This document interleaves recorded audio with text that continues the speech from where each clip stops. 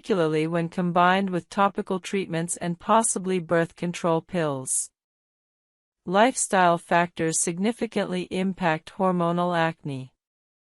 Stress increases cortisol production, which increases androgen activity and sebum production. Implementing stress reduction techniques like meditation, yoga, regular exercise, and adequate sleep improves hormonal balance and acne. Regular aerobic exercise appears particularly beneficial for hormonal regulation. Diet influences hormonal acne through multiple mechanisms. High glycemic foods spike blood sugar and insulin, stimulating sebaceous gland activity and androgen production.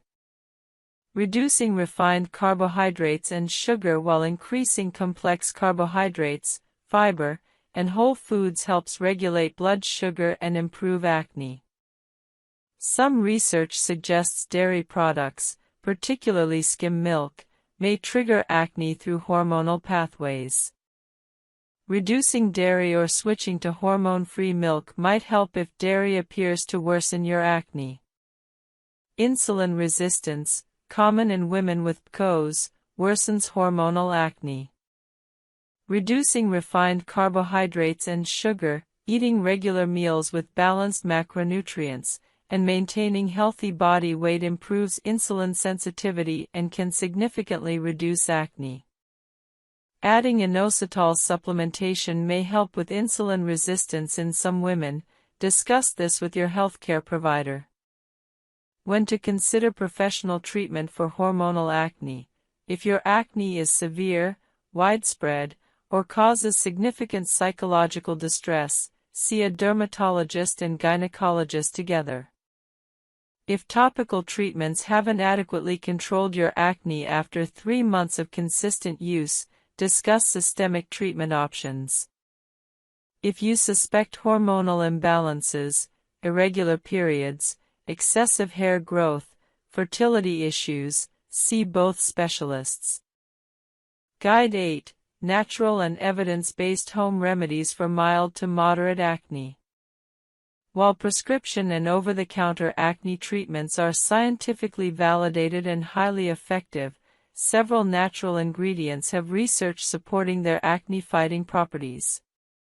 These natural remedies can supplement professional treatments or be used alone for mild acne.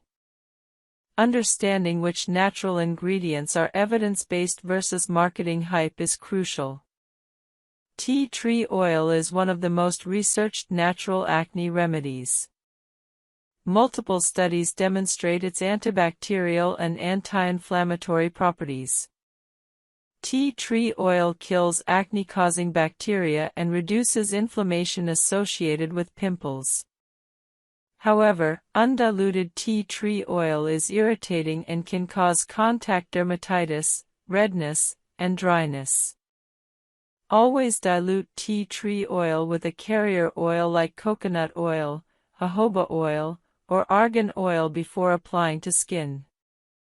A typical dilution is 5 to 10% tea tree oil mixed with carrier oil.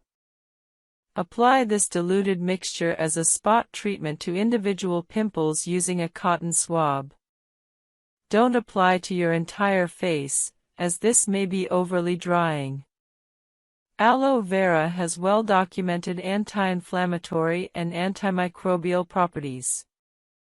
Pure aloe vera gel, applied directly from the leaf or as a pure gel product, soothes inflamed acne, reduces redness, and promotes healing. Aloe vera doesn't have the side effects associated with many acne treatments.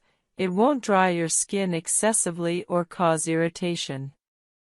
Apply pure aloe vera gel as a spot treatment or all over your face as a lightweight moisturizer. Most people tolerate aloe vera well, though some experience mild irritation. If you're allergic to plants in the Liliaceae family, lilies, onions, garlic, you might react to aloe. Honey, particularly raw and manuka honey, has antimicrobial, anti-inflammatory, and healing properties. Raw honey contains enzymes and compounds that fight bacteria and reduce inflammation. It's gentle and suitable even for sensitive skin. Apply raw honey as an occasional face mask. Mix a small amount with water to create a spreadable consistency. Apply to clean skin for 10 to 15 minutes, then rinse with lukewarm water. You can do this 1 to 2 times weekly. Some people apply honey directly to pimples as a spot treatment. Honey is gentle, affordable, and many people find it effective for mild acne. Green tea contains powerful antioxidants called catechins that have antibacterial, anti-inflammatory, and sebum-reducing properties. Studies demonstrate that topical green tea application reduces acne severity.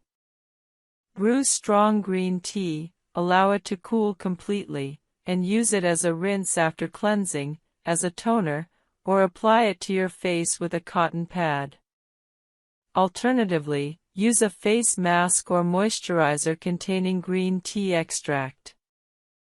Many commercial skincare products now include green tea for its antioxidant benefits.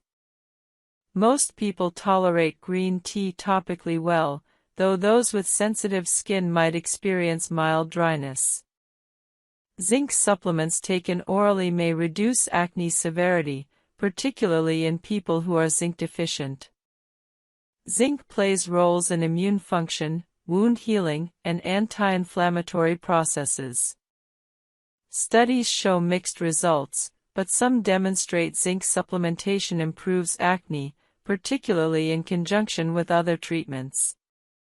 Typical zinc supplementation for acne is 25 to 50 mg daily. However, excessive zinc supplementation can cause nausea and copper deficiency, so don't exceed recommended doses without medical guidance. Consult your doctor before starting zinc supplements, particularly if you take other medications. Niacinamide, vitamin B3, is a natural compound with antibacterial, anti-inflammatory, and sebum-regulating properties. While available in supplements, topical niacinamide is more relevant for acne. Many skincare products now include 4 to 5% niacinamide.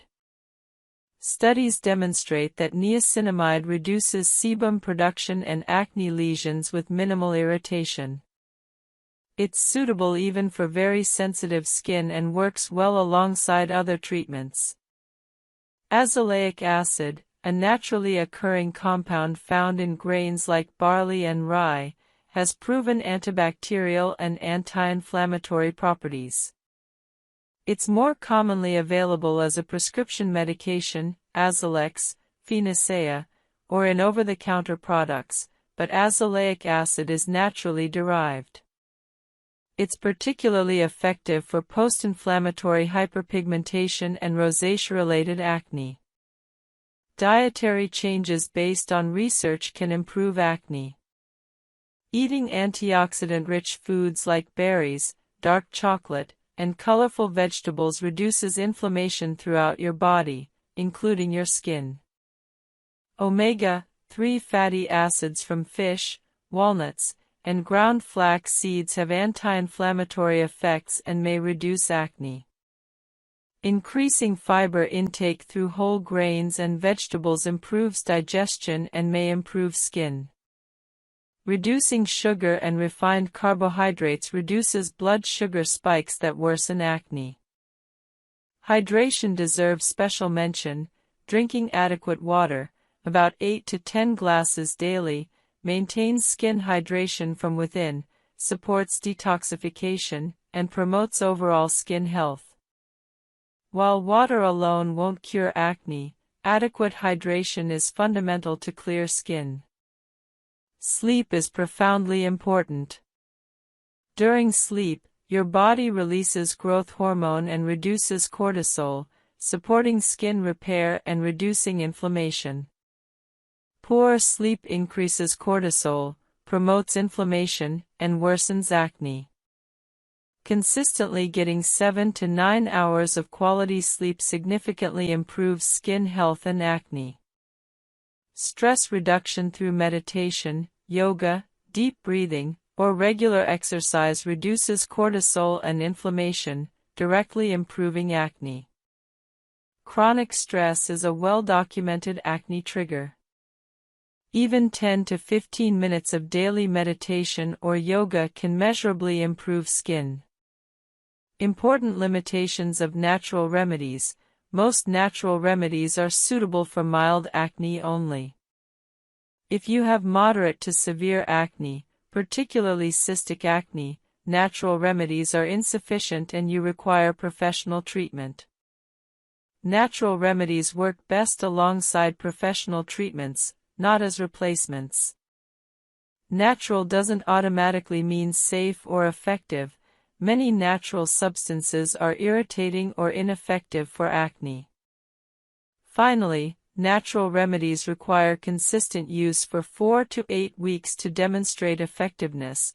Don't expect immediate results. Guide 9. Spot Treatment Mastery, Targeted Acne Lesion Treatment and Prevention. Spot treatments allow you to apply potent acne-fighting ingredients directly to individual pimples, minimizing exposure to surrounding healthy skin. Mastering spot treatment techniques accelerates healing and prevents scars.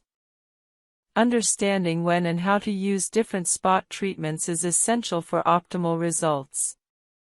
Timing is everything with spot treatments.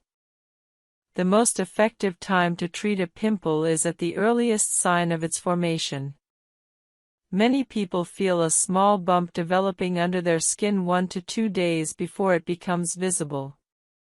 Applying spot treatment immediately when you feel this early bump can prevent it from fully developing. If you notice a pimple just starting to form, small, red, not yet inflamed, beginning treatment immediately can prevent significant inflammation and reduce healing time by days.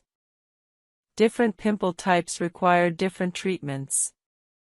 For small whiteheads or pimples with visible centers, spot treatments with salicylic acid effectively flatten the pimple and accelerate healing. Apply a salicylic acid spot treatment directly to the whitehead using a clean cotton swab or applicator. For closed comedones or small flesh-colored bumps, salicylic acid is also most effective. For inflammatory red pimples without visible centers, benzoyl peroxide is more effective than salicylic acid. For large, painful, deep cystic acne, neither topical spot treatment alone is sufficient. These require professional dermatologist intervention. Intralesional steroid injections are highly effective for cystic acne. Preparation is important. Before applying any spot treatment, cleanse the area thoroughly to remove makeup, dirt, and oil. Pat the area dry completely. Applying spot treatments to damp skin reduces effectiveness and increases irritation. Wait a full 2 to 3 minutes after cleansing to ensure complete dryness. When applying spot treatment, use a clean applicator. Never apply with your finger as this spreads bacteria. Cotton swabs, disposable applicators, or sterile tools are appropriate. Apply a small amount directly to the pimple, covering just the lesion itself and a tiny bit of surrounding skin. Using too much spot treatment wastes product and irritates surrounding healthy skin. Spot treatment frequency depends on the product and your skin's tolerance. Salicylic acid spot treatments can typically be used twice daily, morning and evening, if your skin tolerates it. Benzoyl peroxide spot treatments should typically be used once daily initially, preferably at night, then increase to twice daily if your skin adapts well. Some very potent spot treatments are meant to be used only once or twice weekly. The less is more principle applies to spot treatments. Using more frequent applications or larger amounts doesn't accelerate healing, it only increases irritation and dryness.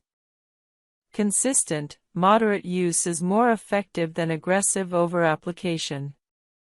Never pick, squeeze, or extract pimples yourself unless absolutely necessary. Squeezing ruptures the follicle wall, pushing bacteria, sebum, and dead skin cells deeper into the skin. This spreads the pimple, increases inflammation, and significantly increases scarring risk. Additionally, using your fingers spreads bacteria to other areas of your face, causing more pimples.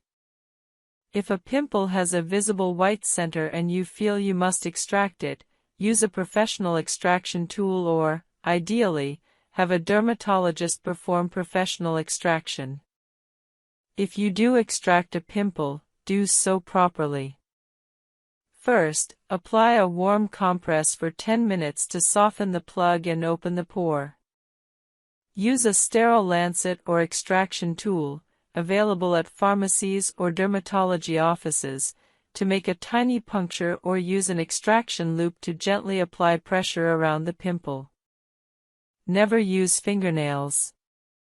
After extracting, immediately apply an antiseptic and then an acne treatment. This approach minimizes the damage compared to aggressive squeezing. Acne patches are an excellent spot treatment innovation. These hydrocolloid bandages, infused with acne-fighting ingredients like salicylic acid, are applied over pimples. They absorb pus and oil from the pimple while protecting it from external bacteria and irritation. Acne patches work best on surface pimples with visible centers rather than deep cystic acne. They're typically left on for 6 to 8 hours or overnight, providing results within 6 to 8 hours to overnight for responsive pimples. Many people use acne patches under makeup during the day or overnight. They're convenient, visible results-oriented, and non-irritating.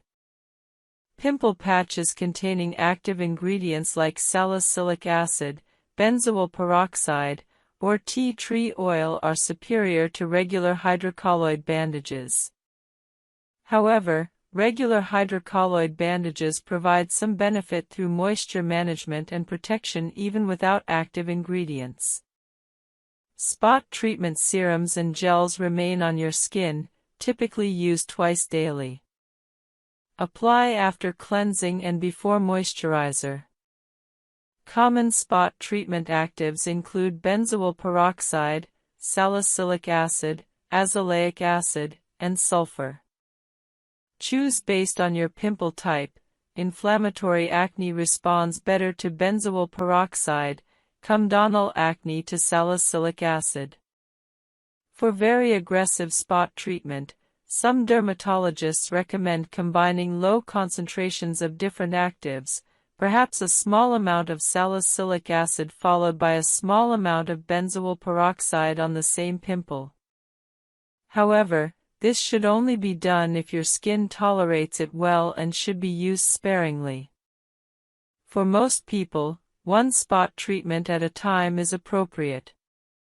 Sulfur spot treatments are often overlooked but can be highly effective, particularly for inflammatory acne and sensitive skin. Sulfur has been used in dermatology for over a century and has proven antibacterial and anti-inflammatory properties. Some people find sulfur more tolerable than benzoyl peroxide or salicylic acid. Intralesional steroid injections administered by dermatologists are the gold standard for large, painful cystic acne. A small amount of steroid is injected directly into the cyst, causing it to deflate and heal within days. This prevents the cyst from persisting for weeks or months and significantly reduces scarring risk. If you have large cystic acne, ask your dermatologist about this option.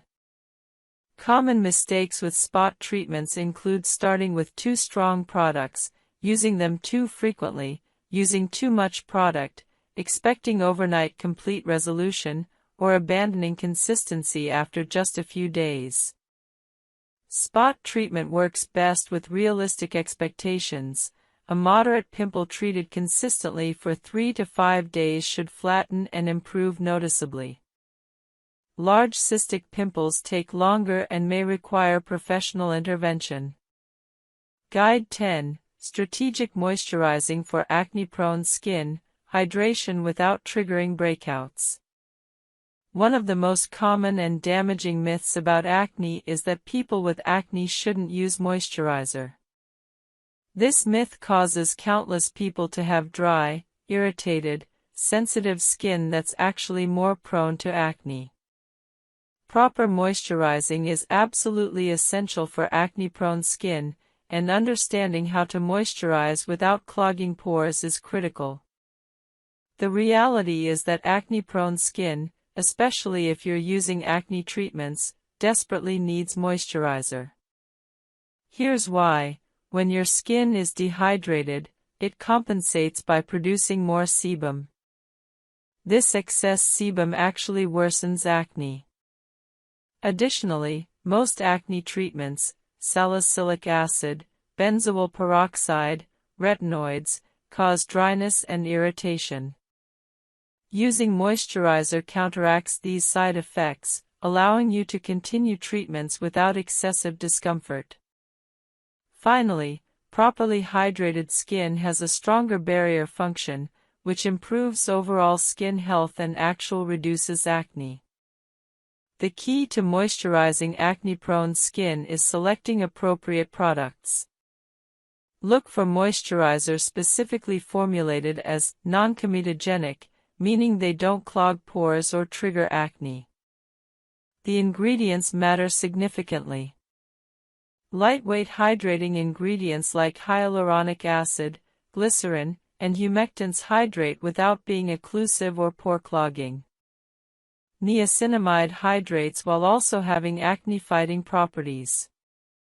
Centella asiatica, SICA, soothes irritation and supports skin barrier function. Ceramides strengthen your skin barrier, which is particularly important when using strong acne treatments. Avoid heavy oils and butters if you have acne-prone skin. Coconut oil, shea butter, and petroleum jelly can clog pores in susceptible individuals. However, some facial oils specifically designed for acne-prone skin can be beneficial. Jojoba oil, squalane oil, and rosehip seed oil are lightweight and non-comedogenic for most people. If you choose to use facial oil, use sparingly, just a few drops mixed into your moisturizer or applied as the last step of your routine. Texture matters when choosing a moisturizer for acne-prone skin. Lightweight gels absorb quickly and won't leave your skin feeling greasy. Hydrating lotions provide more hydration than gels while still being lightweight. Creams are heavier but may be necessary during winter or if your skin is severely dry from acne treatments. Everyone's needs are different. Experiment to find what works for you. Application technique is important. Apply moisturizer to slightly damp skin immediately after cleansing or applying treatments. This allows the moisturizer to lock in hydration from the water on your skin. Use about a quarter-sized amount for your entire face. Warm it between your palms, then gently press it into your skin using your fingertips. Don't rub or massage aggressively, as this can irritate acne lesions. Daytime and nighttime moisturizing might differ.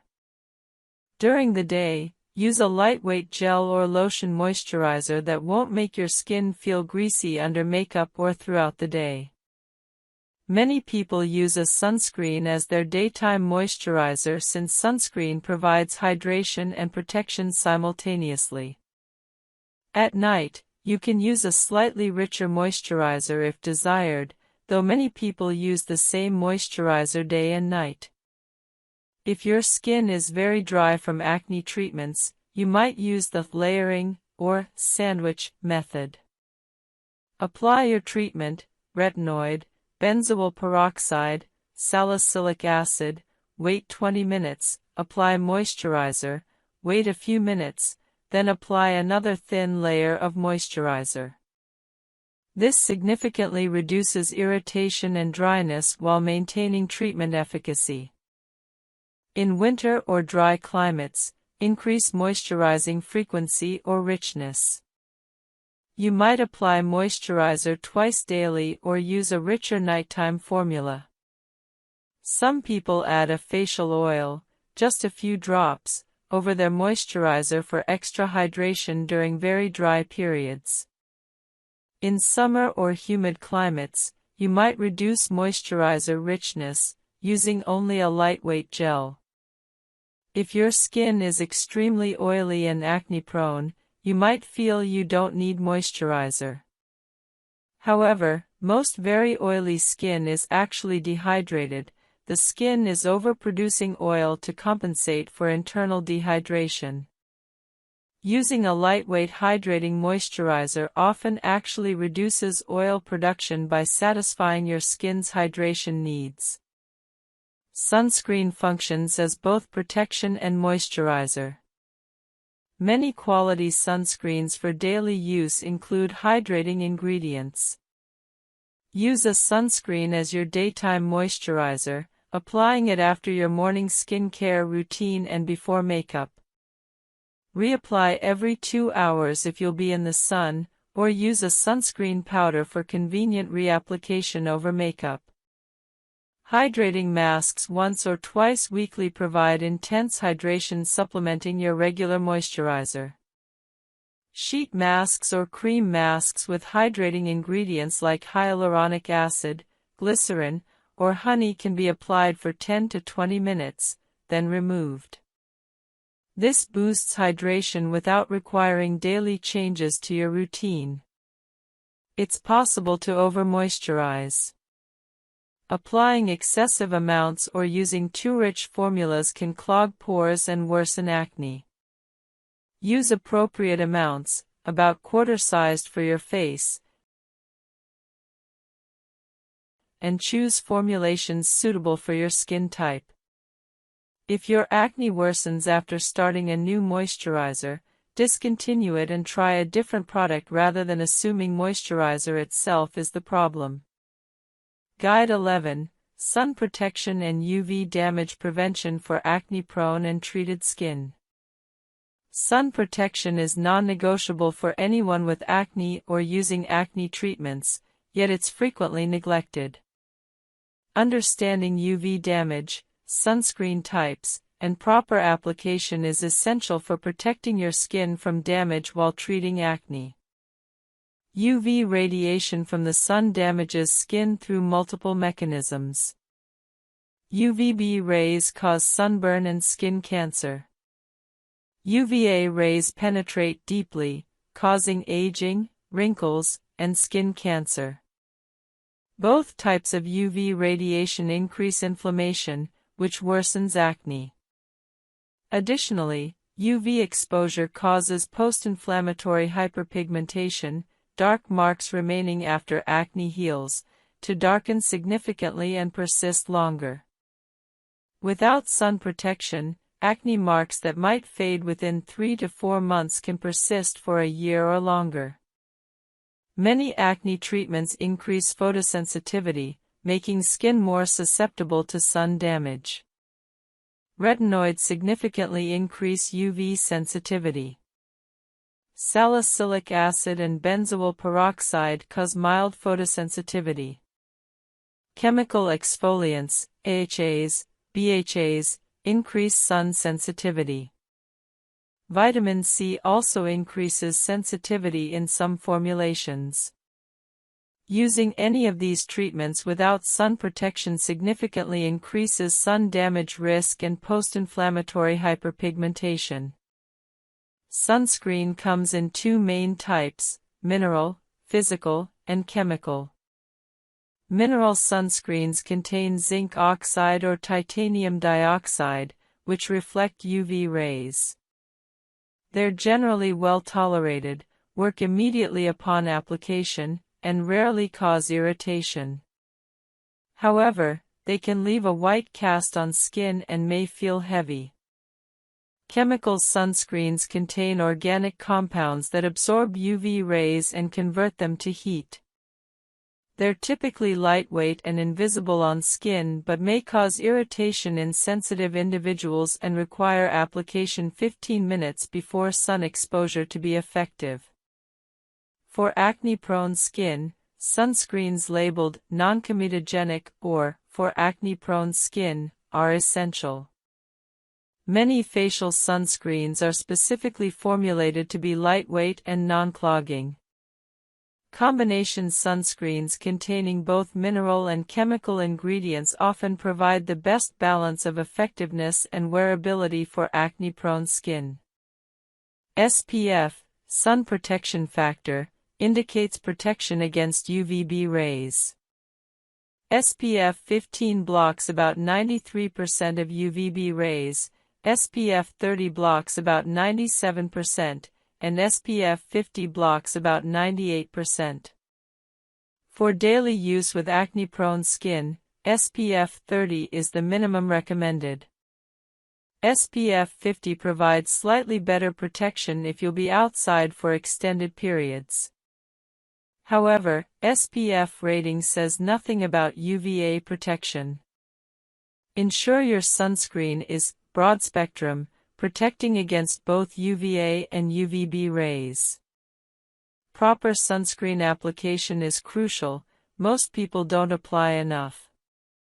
You should use about 1/4 teaspoon, 5 milliliters, for your entire face.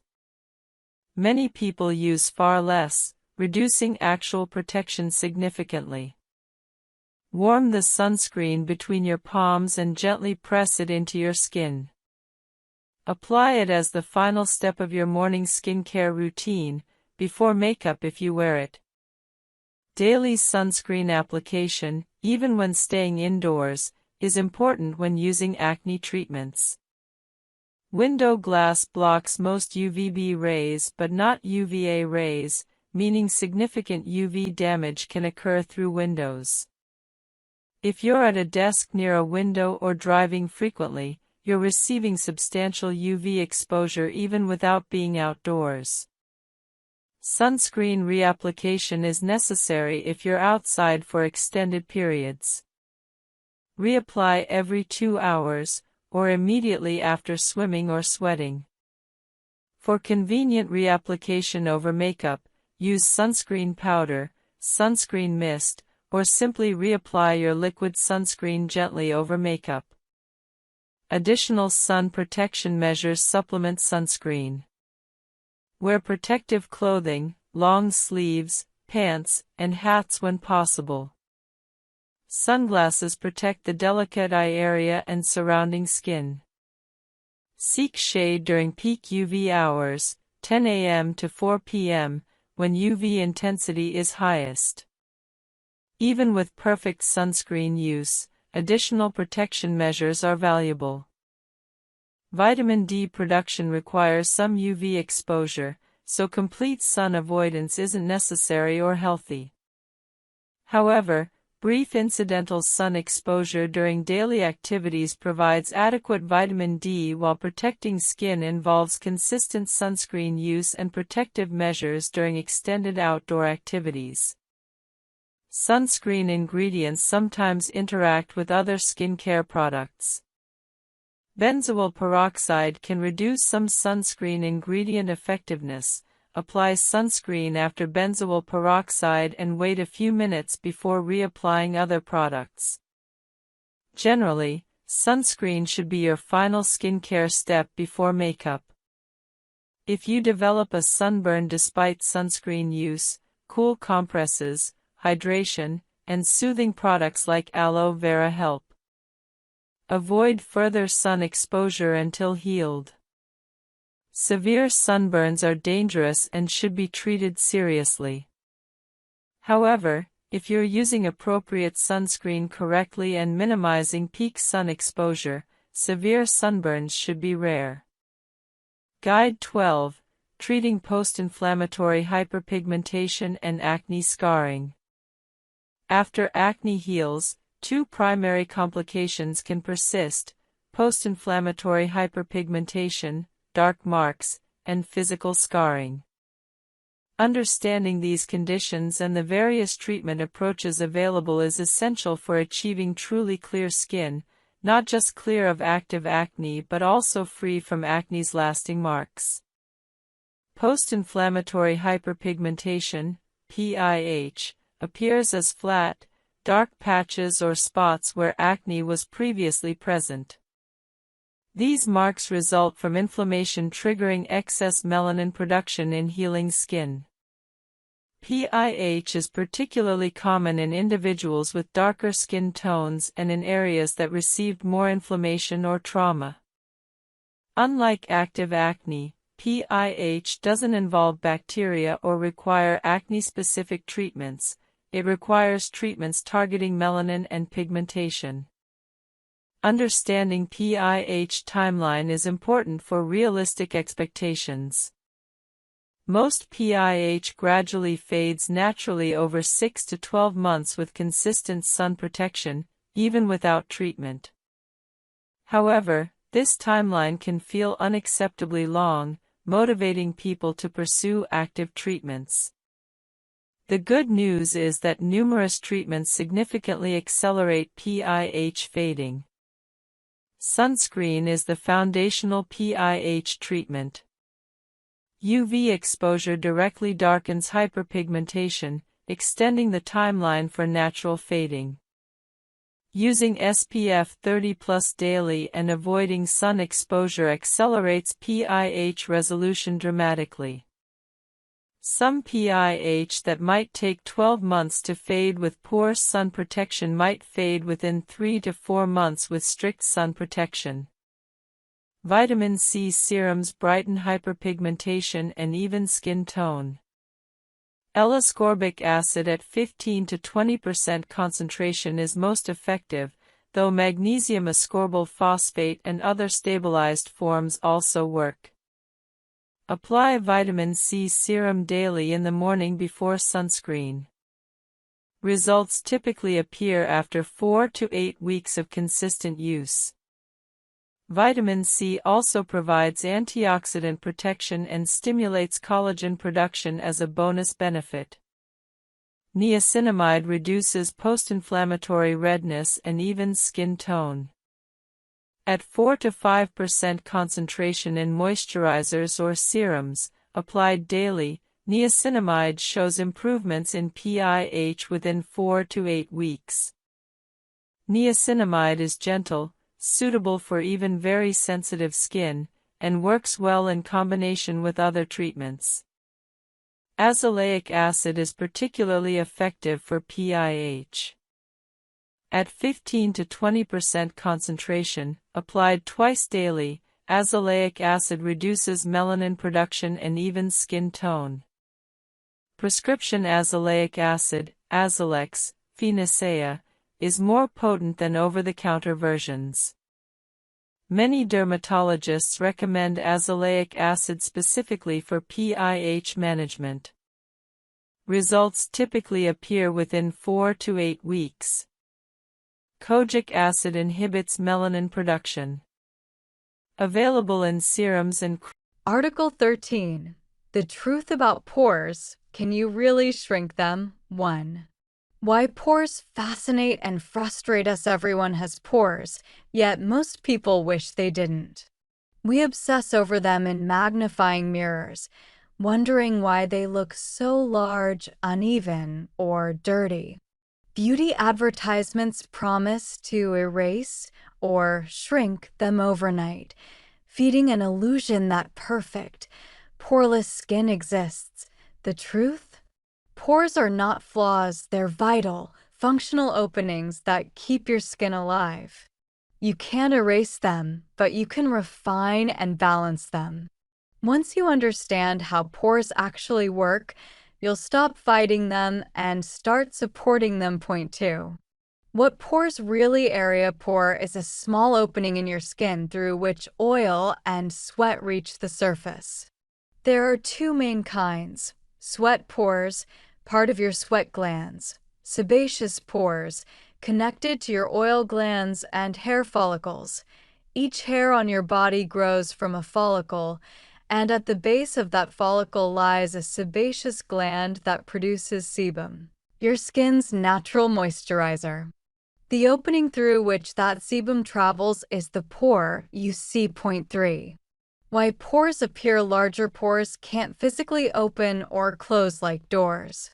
Their size is genetically determined.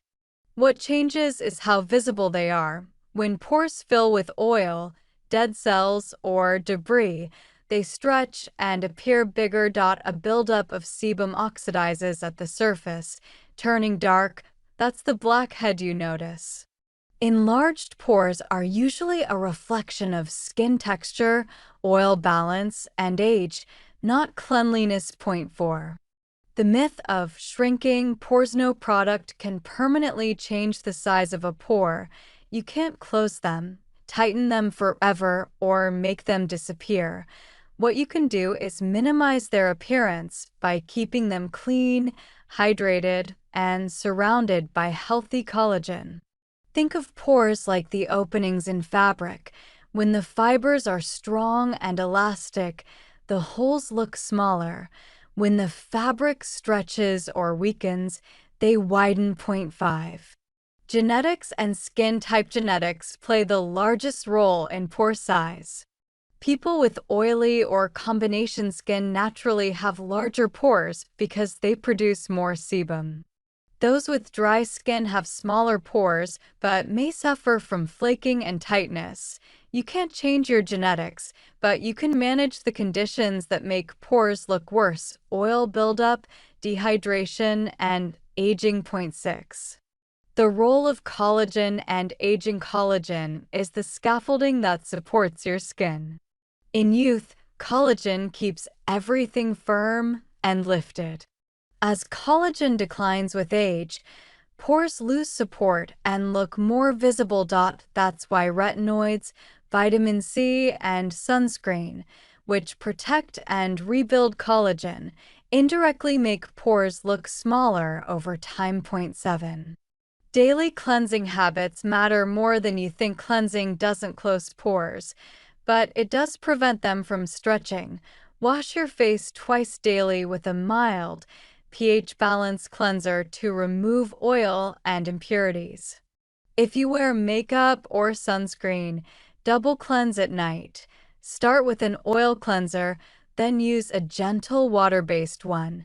Avoid harsh scrubbing. Friction inflames pores and worsens texture. Point 8. Exfoliation. The great refiner. Dead skin cells are like dust in your pores. Exfoliation clears them out before they settle. Chemical exfoliants such as salicylic acid, BHA, penetrate deep into oily pores, dissolving clogs from within. Alpha hydroxy acids, AHAs, like glycolic or lactic acid, polish the surface for a smoother look. Use exfoliants 2 or 3 times a week. Overdoing them can damage your barrier and enlarge pores further. Point 9. Steam and warm water. Temporary effects. Only steam opens pores visually, not physically. Heat softens oil plugs, making extraction easier, but once the skin cools, pores return to normal size. Steaming is useful before applying masks or doing extractions. Just don't overheat the skin or do it daily. A 5-minute warm compress once a week is plenty. Point 10. Cold water and ice. The short-term tightener. Splashing cold water or rubbing ice on the face constricts blood vessels and gives a temporary tightening sensation. It's refreshing but doesn't change pore size. However, it can reduce inflammation and make pores appear smaller for a few hours. A good pre-event trick, not a long-term cure. Point 11. Clay masks. Nature's vacuum cleaners. Clay masks especially those made from kaolin or bentonite, absorb excess oil and impurities. Use once or twice weekly, leaving it on for no longer than 10 minutes. Overusing clay masks can dry the skin and paradoxically cause more oil production. Always follow with a hydrating serum or moisturizer afterward. Point 12. Retinoids. The real game changers. Retinoids are vitamin A derivatives that increase cell turnover and boost collagen.by clearing dead cells and thickening the dermal layer. Retinoids reduce the appearance of pores from within. Start slowly, 2 nights a week, and moisturize generously. Over time, usually 12 weeks or more, your pores appear smoother, tighter, and less noticeable. Point 13. Niacinamide. The balancer niacinamide, or vitamin B3, is one of the most versatile ingredients for all skin types. It regulates oil production, strengthens the barrier, and brightens dullness. Regular use. 5 to 10% concentration helps balance sebum and refine texture, giving pores a soft focus look under light. Point 14. Sunscreen. The unsung hero of pore care. UV damage breaks down collagen, leading to sagging and enlarged pores. Wearing sunscreen daily protects your skin structure and prevents further enlargement. Look for lightweight, non-comedogenic formulas. They won't clog pores or feel greasy. Point 15. Hydration. The overlooked secret: dehydrated skin exaggerates pores. When your skin lacks water, pores look more sunken and rough. Using hydrating serums with hyaluronic acid and glycerin plumps the surrounding tissue, softening the entire texture. Drink enough water, but remember, topical hydration matters. 2.16. Professional treatments that deliver. If home care isn't enough, dermatologists can offer advanced treatments. Chemical peels, laser resurfacing, and microneedling all stimulate collagen and refine texture. Microneedling creates microinjuries that trigger new collagen formation, tightening skin naturally. Laser treatments target oil glands and promote smoothness. These aren't overnight miracles, but consistent sessions yield visible refinement. Point 17. Why overcleansing backfires. Many people with visible pores think the solution is to scrub harder. In reality, overcleansing strips natural oils and triggers rebound sebum. The skin produces even more oil to compensate. Gentle cleansing twice daily is optimal. If your face feels squeaky or tight afterward, it's too harsh. Point 18. Common products that exaggerate pores. Heavy creams, silicones, and certain sunscreens can settle into pores, reflecting light in a way that highlights them. Switch to oil-free or gel-based formulas. Always remove makeup thoroughly before bed. Even the best routine fails if you sleep in foundation. Point 19. Makeup tricks for minimizing pores without hiding them. A smooth makeup base can visually blur pores. Use a water-based primer with dimethicone or niacinamide. Avoid thick mattifying products that dry your skin. They often crack and emphasize texture. Less coverage, more glow. When your skin reflects light evenly, pores fade into the background. Point 20. The emotional side of pore anxiety. Many people develop an unhealthy obsession with their pores, checking them under harsh lighting or magnifying mirrors. This magnifies imperfections that no one else notices. No camera, conversation, or friend sees your pores as closely as you do. Pore anxiety is often a symptom of perfectionism, not poor skin. Learning to accept normal skin texture is part of emotional skincare. It's freedom from unrealistic expectations. Point 21. Long-term pore health, the real routine for long-term refinement. Combine gentle daily habits with targeted actives. Morning, cleanser, niacinamide serum, moisturizer, sunscreen.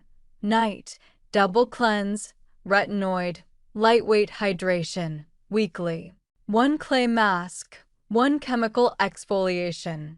Over months, the transformation is subtle but profound. Smoother surface, balanced oil, calmer tone. Your pores haven't disappeared. They've simply learned harmony. Point 22. The deeper truth, pores as a sign of life. Pores are evidence that your skin is alive, breathing, and working as it should. Without them, you couldn't sweat, regulate temperature, or maintain moisture. Instead of erasing them, think of refining your relationship with them. The smoother and healthier your skin becomes, the less you notice them, and the more natural your beauty appears. True skincare maturity is realizing that healthy texture is more beautiful than fake perfection. Article 14. The Complete Guide to Sunscreen, Myths, Science, and Daily Protection. Point 1. The unseen enemy of skin health. Every second you spend under sunlight, invisible rays are interacting with your skin, building vitamin D, yes, but also breaking down collagen, mutating DNA, and accelerating aging. Sunlight is essential to life, but too much of it, especially without protection, slowly destroys the skin's structure. Sunscreen isn't vanity. It's your most important health habit after sleep and hydration. Point 2. Why sunscreen is non-negotiable. You can use the best serums, eat the cleanest diet, and sleep 8 hours a night, but if you skip sunscreen, your skin will still age faster. UV radiation is responsible for up to 80% of visible aging signs, wrinkles, spots, dullness, and loss of elasticity. Daily protection is not optional. It's the foundation upon which every skincare routine rests. Point 3. The two faces of UV, UVA, and UVB sunlight that reaches Earth includes two main types of ultraviolet rays. UVA penetrates deep into the dermis, causing long-term damage like wrinkles and sagging.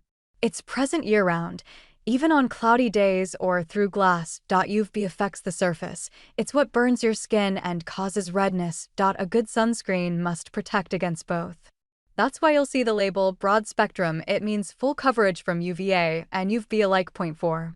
The third invisible threat, infrared and blue light. Modern research reveals that light from screens and indoor LEDs, called high-energy visible light or blue light, can also trigger pigmentation and oxidative stress, while its effect is smaller than UV.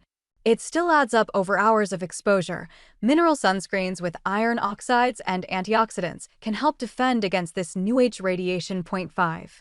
How sunscreen actually works. Sunscreens protect your skin by either absorbing or reflecting UV rays. Chemical filters absorb the radiation and convert it to harmless heat. Mineral filters reflect and scatter light like tiny mirrors. Many modern sunscreens combine both methods for optimal comfort and protection. Point 6.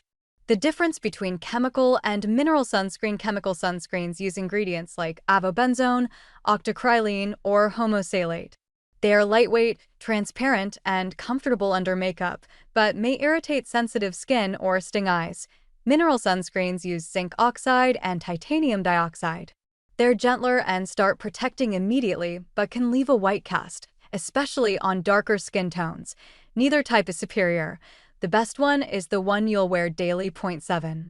Common myths that refuse to die. Let's clear up some myths. Myth 1. You don't need sunscreen indoors. False. UVA passes through windows and blue light from screens adds cumulative stress. Myth 2. Dark skin doesn't need sunscreen. False. Melanin provides some protection, but not against aging or uneven tone. Myth 3. Sunscreen blocks vitamin D. Barely true. You still absorb vitamin D through unprotected areas or short sun exposure. The benefits of sunscreen far outweigh the tiny reduction. Myth 4. Sunscreen makes you break out. Only if the formula is comedogenic or too rich for your skin type. There are oil-free, acne-safe options for everyone. Point 8. Understanding SPF, The misunderstood number SPF stands for sun protection factor and measures protection from UVB rays only, not UVA. SPF 15 blocks about 93% of UVB rays. SPF 30 blocks 97%, and SPF 50 blocks 98%. Higher numbers give slightly more protection, but not dramatically. What matters more is proper application and reapplication, not chasing SPF 100.9. How much sunscreen you actually need? Most people apply only half of what's necessary. The correct amount for your face and neck is about 1 teaspoon or 2 full finger lengths. For your entire body, use roughly 1 shot glass, about 30 milliliters. If you're outdoors for more than 2 hours, reapply every 2 hours, and immediately after swimming or sweating. Point 10. Why reapplication is crucial. Sunscreen ingredients degrade under sunlight, sweat, and friction. If you apply only once in the morning, by lunchtime your protection has dropped significantly. Reapply every 2 hours outdoors, or once midday if you're indoors under bright light. There are sunscreen powders and sprays to make this easier without disturbing makeup. Point 11. The importance of morning application. UV exposure begins the moment the sun rises, not at noon.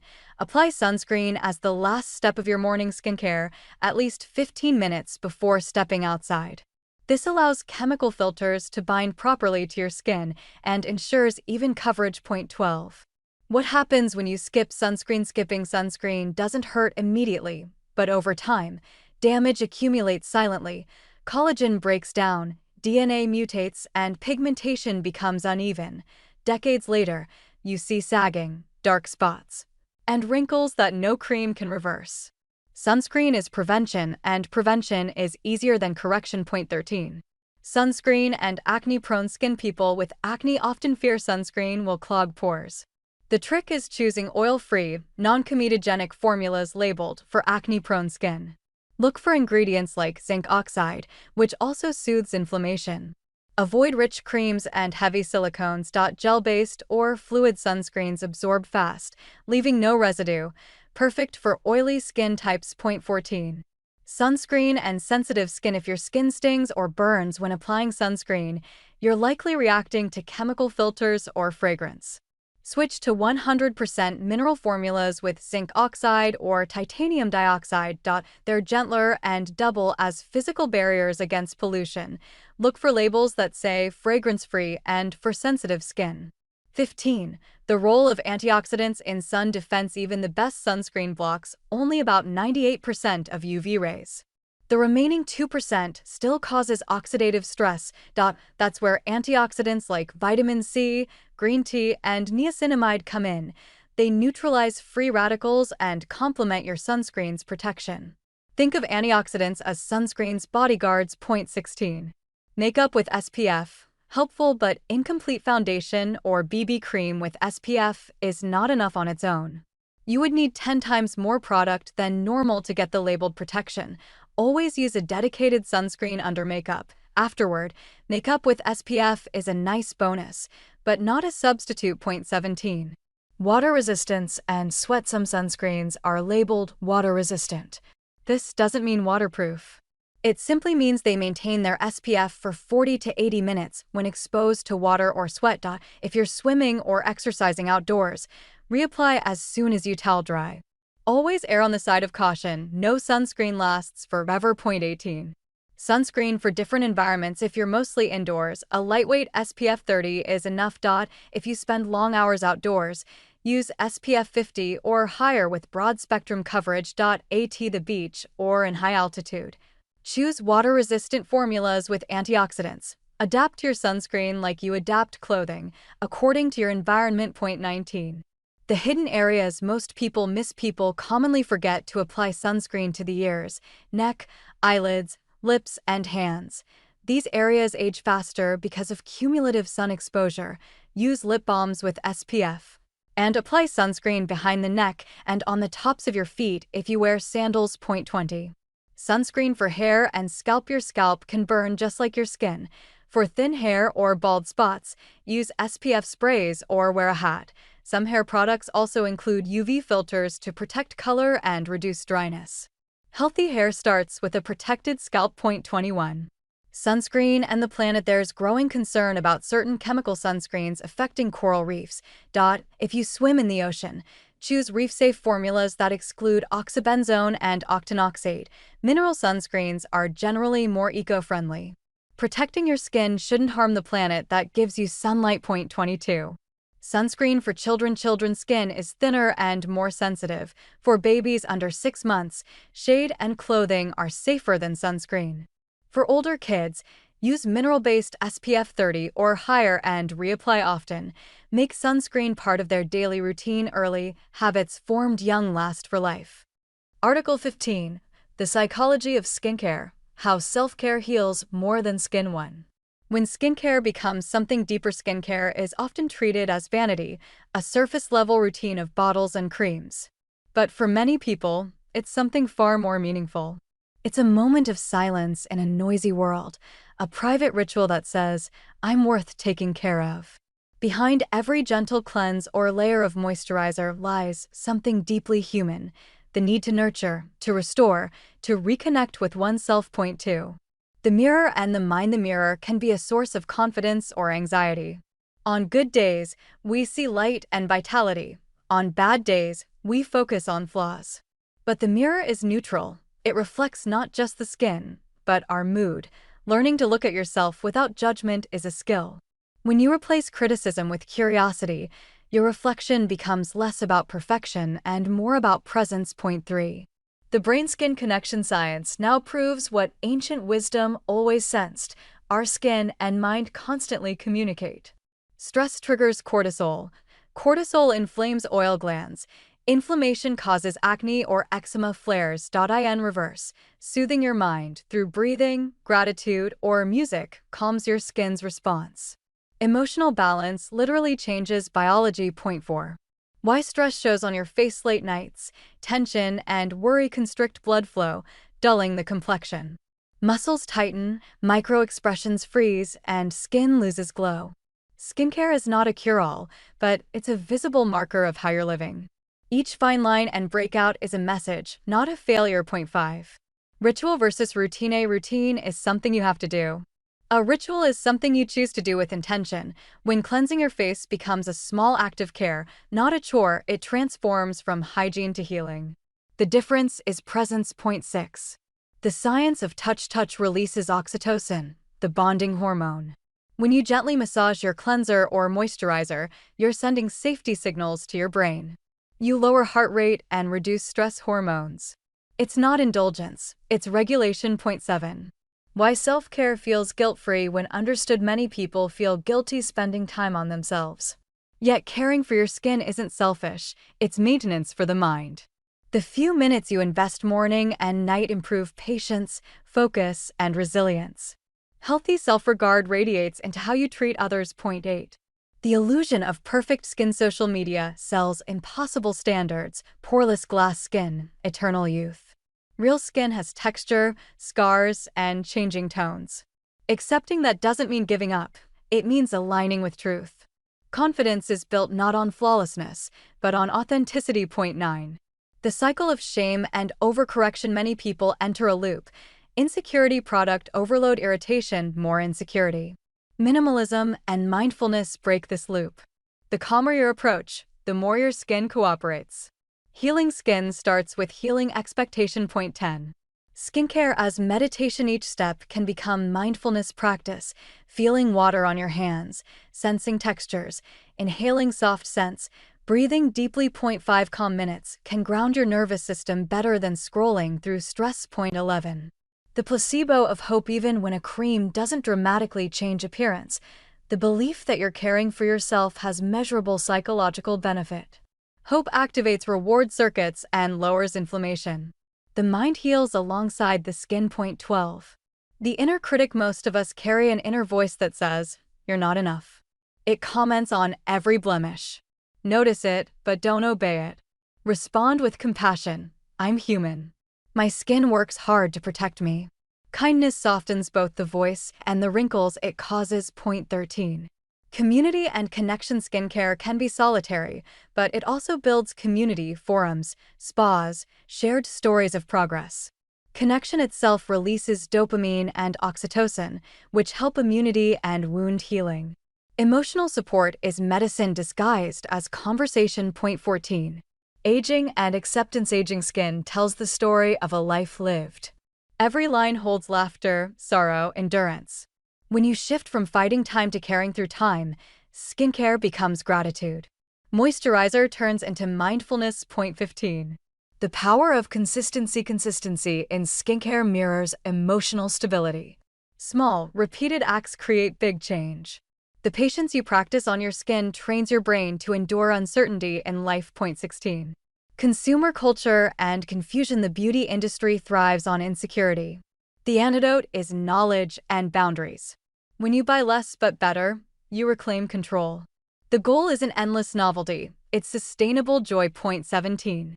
Sleep, light, and emotion. Circadian rhythms tie skin renewal to rest. When you sleep well, repair hormones peak. Morning light resets serotonin, darkness signals melatonin. Respect these cycles, they're the silent skincare steps you can't bottle. Point 18. Healing through scent. Scent anchors memory. A favorite cream can remind you of safety. Choose products whose aroma calms rather than overstimulates. A gentle fragrance can lower anxiety by guiding breathing rhythm unconsciously. Point 19. How confidence changes skin posture, breathing, and expression affect circulation. When you feel confident, your face opens, more oxygen, more glow. Confidence isn't magic, it's improved physiology. Point 20. Digital detox and skin detox. Constant screen exposure raises cortisol and HV light damage. Taking breaks restores both your nervous system and your complexion. A calm mind reflects as calm skin. Point 21. Skincare as identity. For some, skincare is creative expression, textures, colors, steps. For others, it's a quiet rebellion against neglect. Both are valid. Rituals tell stories. I exist, I matter, I care. 22. The therapeutic mirror. Try this tonight. While applying moisturizer, look into your eyes and say one kind sentence to yourself. It feels awkward at first, but with time it reprograms self-talk. You're training the mind to see a friend, not a flaw. Point 23. Why slow beauty is the future. Slow beauty values progress over perfection, sustainability over speed. It's kinder to skin, to planet, to psyche. Healing takes time, so does trust in yourself. Point 24. Gratitude as a serum. Before bed, list one thing your skin did right today. Maybe it protected you from sun, healed a scratch, or glowed despite stress. Gratitude relaxes the vagus nerve, deepening sleep and repair. Point 25. Emotional inflammation. Anger, jealousy, and self-criticism are biochemical events. They raise cytokines, just like infection. Emotional hygiene, forgiveness, empathy, laughter is as crucial as cleanser and SPF. Point 26.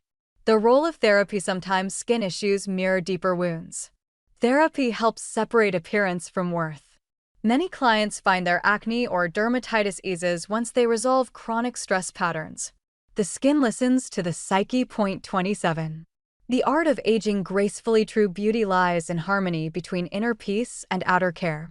When you stop fearing time, you start glowing from acceptance.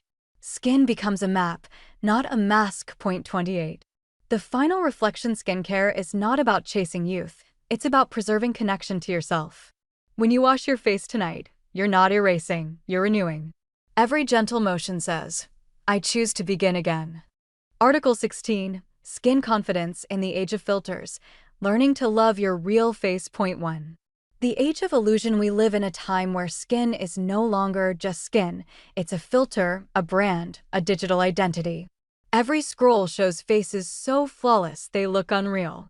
Pores vanish, jawlines sharpen, cheeks glow under soft light. We forget that those faces are often pixels, not people. The danger is not the filter itself, but the way it reshapes our expectation of what human skin should be. Point 2. How filters rewrite reality. Filters flatten texture and erase imperfections, but in doing so they erase authenticity. When you see your unedited face after hours of filtered images, the brain perceives it as less attractive, a psychological phenomenon called contrast distortion. Your own reflection starts to feel like a mistake that needs fixing. Point 3. The rise of digital dysmorphia therapists now treat a new form of body dysmorphia driven by social media. People bring filtered photos to clinics and ask to look like their own edited selves. This disconnect between digital and real skin fuels anxiety, self-doubt, and a constant sense of inadequacy. Point 4. Skin is story, not air. Your skin records your life, sleep lost, tears shed, smiles repeated. Each mark is a chapter. When you erase them all, you erase context. Healthy skin is alive and therefore flawed. Perfection is a kind of death. Point 5. The science of perception. Humans read faces through texture and micromovement. A filter that removes all texture creates a flat, robotic look that our brains register as uncanny. Real faces breathe, shift, reflect light differently each second. That's where warmth comes from. Point 6.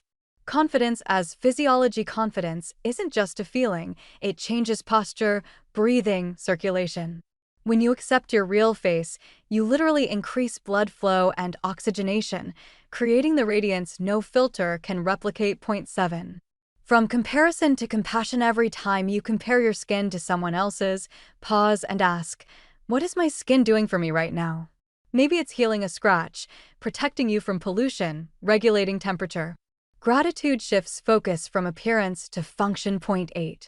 Curating your digital diet. Unfollow accounts that trigger self-criticism. Follow educators, dermatologists, and real skin creators who show texture and aging without shame. Your feed is a mirror. Choose mirrors that tell the truth. Point 9. Lighting and self-deception. Good lighting flatters, bad lighting exposes. Neither defines you. Skin is a living surface responding to light, not a static canvas. Learning this frees you from panic when you catch an unflattering angle. Point 10. The micro moments of self-trust. Each time you resist the urge to edit a photo, you strengthen neural pathways of acceptance. Confidence builds through repetition, tiny acts of self-trust that accumulate into peace. Point 11. Redefining beauty through function. Beauty is not symmetry alone but health in motion, hydrated skin, steady breath, spark in the eyes. When you maintain sleep, hydration, and SPF, you look better because you are better, biochemically. Point 12. Mindful mirror practice. Stand in front of a mirror without makeup once a day. Notice texture, color, light. Name 3 things you appreciate: resilience, expression, warmth. This simple exercise rewires how your brain categorizes your face, from object to ally. Point 13. The power of honest imagery. Campaigns that show freckles, wrinkles, and acne normalize reality. Every honest image is a small act of social healing. By showing your own real skin, you give others permission to breathe. Point 14. Skincare as grounding. Cleansing becomes a ritual of presence. Warm water, circular motion, steady breath. When you anchor your attention in sensation, you pull your mind out of comparison and into now. Point 15. Acceptance and action. Self-acceptance doesn't mean neglect. You can love your face and still treat your acne. The energy comes from care, not disgust. Motivation born from kindness is always more sustainable. Point 16. Aging in HD. High-definition cameras reveal every line, but those lines prove you've laughed and survived. Technology shows detail, wisdom shows meaning. Let the camera record life, not erase it. Point 17. Emotional hydration. Confidence needs hydration too. Time outdoors, deep breaths, real talks with friends. Emotional dryness shows on skin as fatigue. Feed both your barrier and your boundaries. Point 18. Choosing products for calm, not perfection. The best routine is the one you enjoy enough to repeat. Pick textures that comfort, scents that soothe. Pleasure itself lowers cortisol, helping skin heal. Point 19. The ripple effect of authenticity. When you show up barefaced online or offline, you set a micro-trend of truth. Authenticity spreads faster than airbrush because it meets a deep human hunger for realness. Point 20. How to handle comments. Someone will always judge. Remember, criticism reveals their projection, not your value. Respond with silence or humor, never self-doubt. Point 21. When confidence becomes contagious. Confidence radiates through micro-expressions and voice tone. Others sense it instantly. Ironically, the moment you stop chasing perfection, people perceive you as more beautiful. Point 22. Educating the next generation teach children that skin is not a flaw to fix, but a living organ to respect. If they grow up seeing tech. Article 17, The Art of Consistency, How Daily Habits Transform Skin and Self-Esteem. Point 1. Why consistency matters more than any product. The world of skincare is filled with miracle claims, visible results in 7 days, instant glow. Yet the truth is less glamorous and far more empowering. What you do every day matters more than what you buy once. Consistency is the quiet engine behind every success story. Point 2. The rhythm of skin. Your skin is not static, it breathes in cycles. Every cell lives, dies, and renews within about a month. Oil fluctuates daily, hydration shifts hour to hour. When you synchronize care with this biological rhythm, healing becomes inevitable. Point 3. Habits are stories we tell our skin. Each repeated gesture, washing, moisturizing, protecting, teaches your skin what to expect. A steady routine tells it you are safe, you can heal. Chaos and inconsistency confuse the barrier, leading to flare-ups. Point 4. Why we quit before results arrive. Most people give up just as healing begins. The first weeks of any treatment can cause purging or minor irritation. Many interpret this as failure. Understanding biology prevents disappointment. Skin rebuilds slowly, like trust. Point 5. The psychology of consistency. Consistency is self-respect in motion. Every night you remove your makeup instead of collapsing into bed, you send your mind a message. I keep promises to myself. That trust radiates outward as confidence. Point 6. Morning rituals as anchors. Morning skincare isn't about vanity, it's a mental reset. Cleansing says, I'm starting fresh. Moisturizer says, I will protect myself. Sunscreen says, I respect my future. 3 simple sentences, spoken through action. Point 7. Night rituals as repair. Night care closes the loop. It's where regeneration happens, not just for skin but for the nervous system. The slow massage of cream, the quiet lighting, the smell of clean pillowcases signal to your body that it's safe to rest. Point 8. The compound interest of small acts. Just as one workout doesn't build strength, one serum doesn't change skin.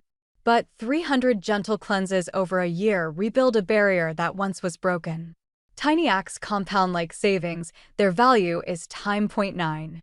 Tracking progress by feeling. Numbers and photos help, but true progress is felt. Notice if your skin stings less, if you touch your face with more care, if your sleep deepens. These invisible wins precede visible change. Point 10. Identity-based habits. When you decide, I am someone who never forgets sunscreen, your brain aligns behavior to belief. Habits rooted in identity outlast motivation. You don't fight willpower, you embody values. Point 11. Designing for success. Make it easy to be consistent. Keep products visible and accessible. Simplify the number of steps. Prepare a travel kit. Remove friction between intention and action, and discipline feels like flow. Point 12. The role of environment. Your bathroom is more than a room, it's a behavioral cue. Soft lighting, organized shelves, and pleasant aroma invite routine. A messy counter whispers chaos. Create an environment that rewards care. Point 13. Consistency and hormones. Stable habits stabilize biology. Regular sleep, hydration, and nutrition balance cortisol and insulin, which directly affect oil production. Consistency outside the bathroom matters as much as what you apply inside it. Point 14. The danger of perfectionism. All or nothing thinking kills progress. Missed a night? Continue tomorrow. Consistency is about returning, not never straying. Your skin forgives as quickly as you do. Point 15. Listening to feedback. Skin speaks through texture, tone, and comfort. Redness says slow down, flakiness says hydrate, dullness says rest. Responding wisely turns routine into relationship. Point 16. The neuroscience of habit. Each repetition carves a path in the brain. At first, effort feels heavy, later automatic. When you pair skincare with a reward, a song, a smell, a moment of praise, the brain tags it as pleasure, not chore. Point 17. Energy management over time management. Consistency requires energy, not hours. If you're exhausted, simplify rather than skip. A single cleansing wipe and a breath of gratitude keep momentum alive. Point 18. Community and accountability. Share your goals with a friend or online group. Accountability turns discipline into connection. When others cheer your progress, dopamine makes the habit stickier. Point 19. The plateau and the breakthrough. Every journey has a boring middle, the weeks when nothing seems to change. But beneath the surface, skin is reorganizing. Hold steady. Breakthroughs belong to those who endure the quiet phase. Point 20. Minimalism is mastery. Experts often return to basics: cleanser, moisturizer, sunscreen. Simplicity reduces decision fatigue and irritation. When you do less with care, results multiply. Point 21. Habit stacking and practice. Attach new actions to existing ones. Moisturizer after brushing teeth, lip balm before checking messages. Routines grow organically when they piggyback on old habits. Point 22. The nutrition connection. Every meal is a message to your skin. Antioxidants, omega-3 fats, and hydration fuel cell repair.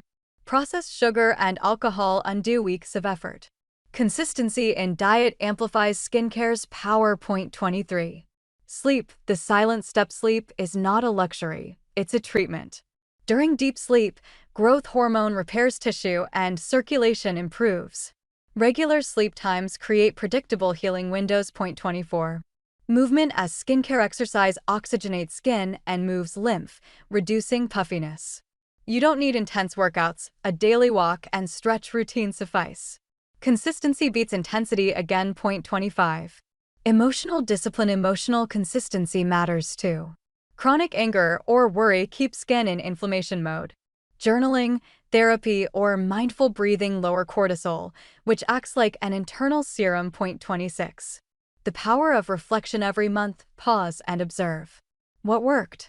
What felt forced? Reflection turns habit into wisdom. It's how you evolve from follower to author of your own routine. Point 27. Ritual as resilience. When life falls apart, ritual holds you together. Even washing your face can be a gesture of stability. The body remembers peace through repetition when the mind forgets. Point 28. Grace for setbacks. Breakouts and bad weeks will come. They don't erase progress. Self-blame adds inflammation. Grace is the most underrated skincare ingredient. Point 29. Consistency beyond skin. Once you master consistency in skincare, you realize it's transferable. The same discipline improves finances, fitness, relationships. Care is a universal language of stability. Point 30. The long view. 6 months from now, your skin will not remember the night you were tired. It will remember the 100 nights you showed up. Patience is visible.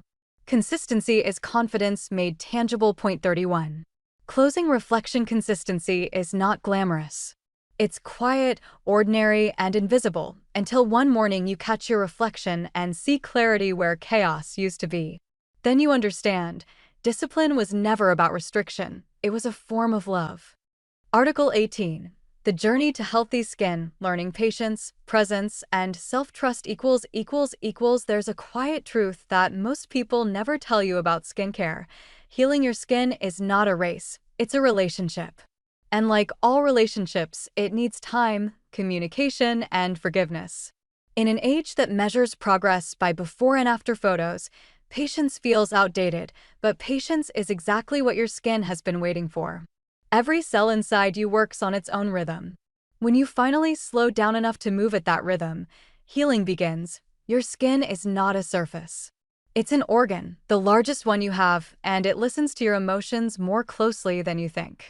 Every spike of stress, every restless night, every small moment of kindness changes it. The language of the skin is subtle: warmth, sensitivity, dryness, color, texture.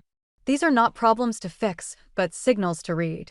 When you treat your skin like a conversation instead of a project, it starts to trust you again. We've been conditioned to believe that beauty means speed.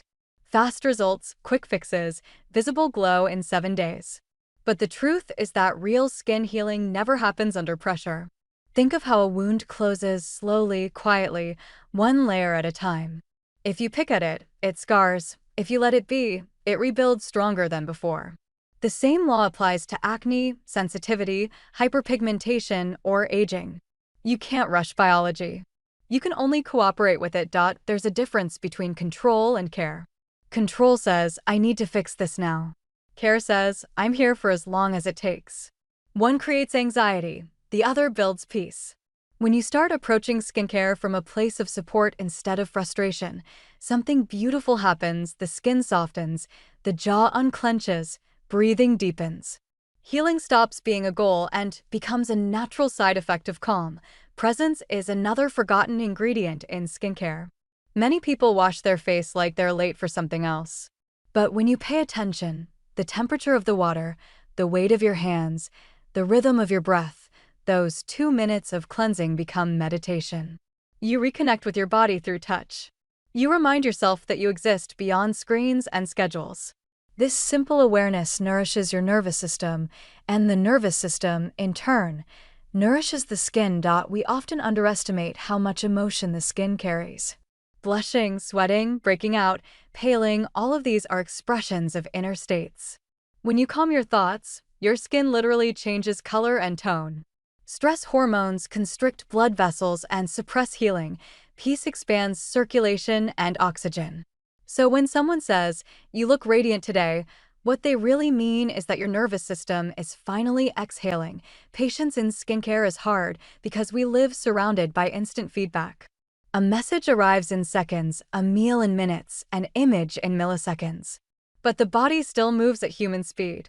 The skin takes weeks to respond to change, months to rebuild collagen, years to show the reward of steady care. Accepting that delay is not giving up, it's aligning yourself with the truth of time. Self-trust grows in the same way. You start with small promises. "I'll cleanse gently tonight." You keep them. You add more. "I'll wear sunscreen even when it's cloudy." Over time, those kept promises form evidence, proof that you can depend on yourself. And when you trust yourself, confidence becomes quiet and stable. You no longer panic over one breakout because you know you have the tools and the patience to handle it. Some people treat skincare like punishment. They attack the skin with acids, scrubs, and treatments until it's raw.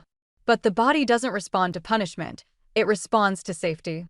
Your skin doesn't need more aggression, it needs gentleness repeated long enough to rebuild its sense of security.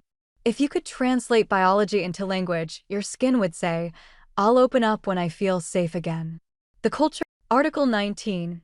Aging gracefully, the art of growing beautifully with time. There comes a moment, often quietly, when you realize your reflection has changed.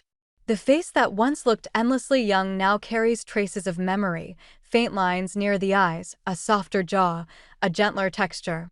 For some, that moment brings fear. For others, it brings a strange, peaceful clarity.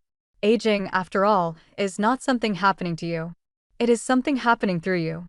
It is life continuing its story in your skin. We live in a culture that worships youth but misunderstands beauty. The obsession with anti-aging has taught generations to see natural change as loss instead of evolution. But if you look closely, time doesn't take away your beauty, it transforms it. There is a luminosity that comes only with years, a quiet radiance made of acceptance, wisdom, and calm. You can't paint that glow with makeup, nor fake it with filters. It comes from knowing who you are and no longer needing the world's approval to believe it. The skin tells the story of your life. Every smile leaves a trace, every hardship leaves a mark, every recovery leaves strength beneath the surface. These marks are not flaws, they are chapters. You wouldn't tear pages out of a book to make it look new. You would honor them because they hold the meaning. Your face is your autobiography, written in light and shadow. We are told to fight aging, to tighten, lift, erase. But what if the goal isn't to fight time, but to move with it gracefully? The human body is not an enemy. It is a companion that has carried you through decades of living. When you shift from battle to collaboration, you stop waging war on yourself. Skincare becomes not resistance, but gratitude. Healthy aging begins in the mind. Fear of wrinkles often hides a deeper fear, the fear of being less visible, less wanted, less relevant. But the truth is that presence doesn't fade with youth, it deepens. There is an energy that comes from experience, a magnetic calmness that young faces cannot imitate. When you stop chasing youth, you start emanating power. Science tells us that after the age of 30, collagen declines by about 1% each year.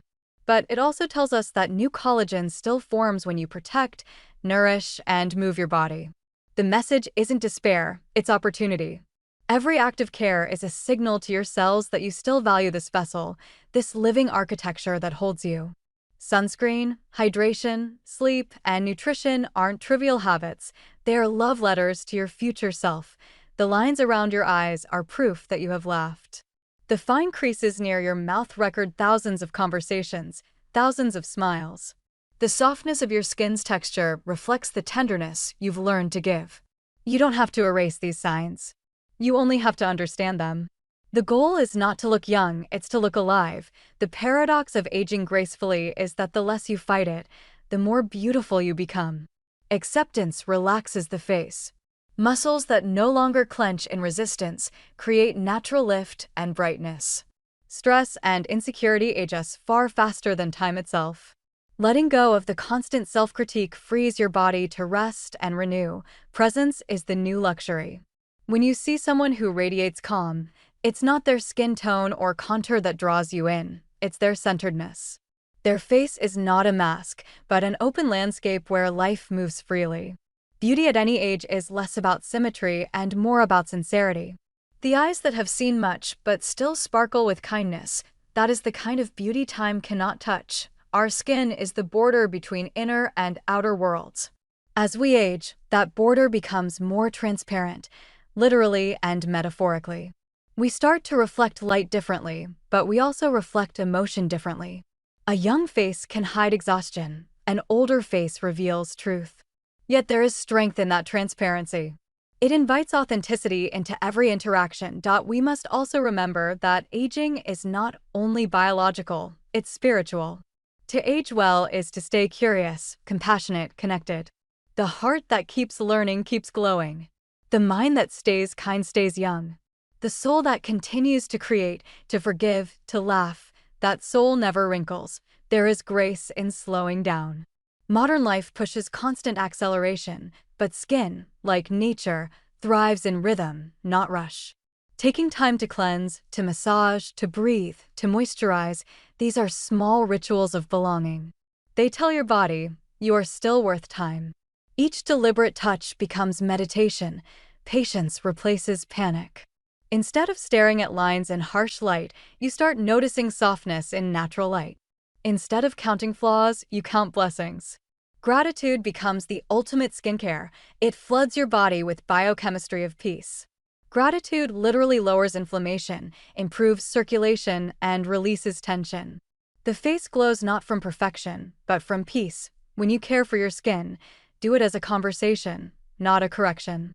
You're not trying to restore an old version of yourself. You're meeting the current version, the one who has lived more, known more, loved more. That person deserves tenderness, not nostalgia. There's a quiet beauty in people who have stopped pretending. They move differently, they speak differently. Their presence is magnetic because it feels safe. You sense that they've made peace with imperfection, and that peace invites others to relax. That's what timeless beauty really is, serenity made visible. Of course, skincare science still has its place. Retinoids, peptides, antioxidants, these are tools, not battles. Use them with respect, not desperation. A serum cannot change how you feel about yourself, but it can express that you care. Each product, each step becomes symbolic. I choose nourishment over neglect. I choose patience over panic.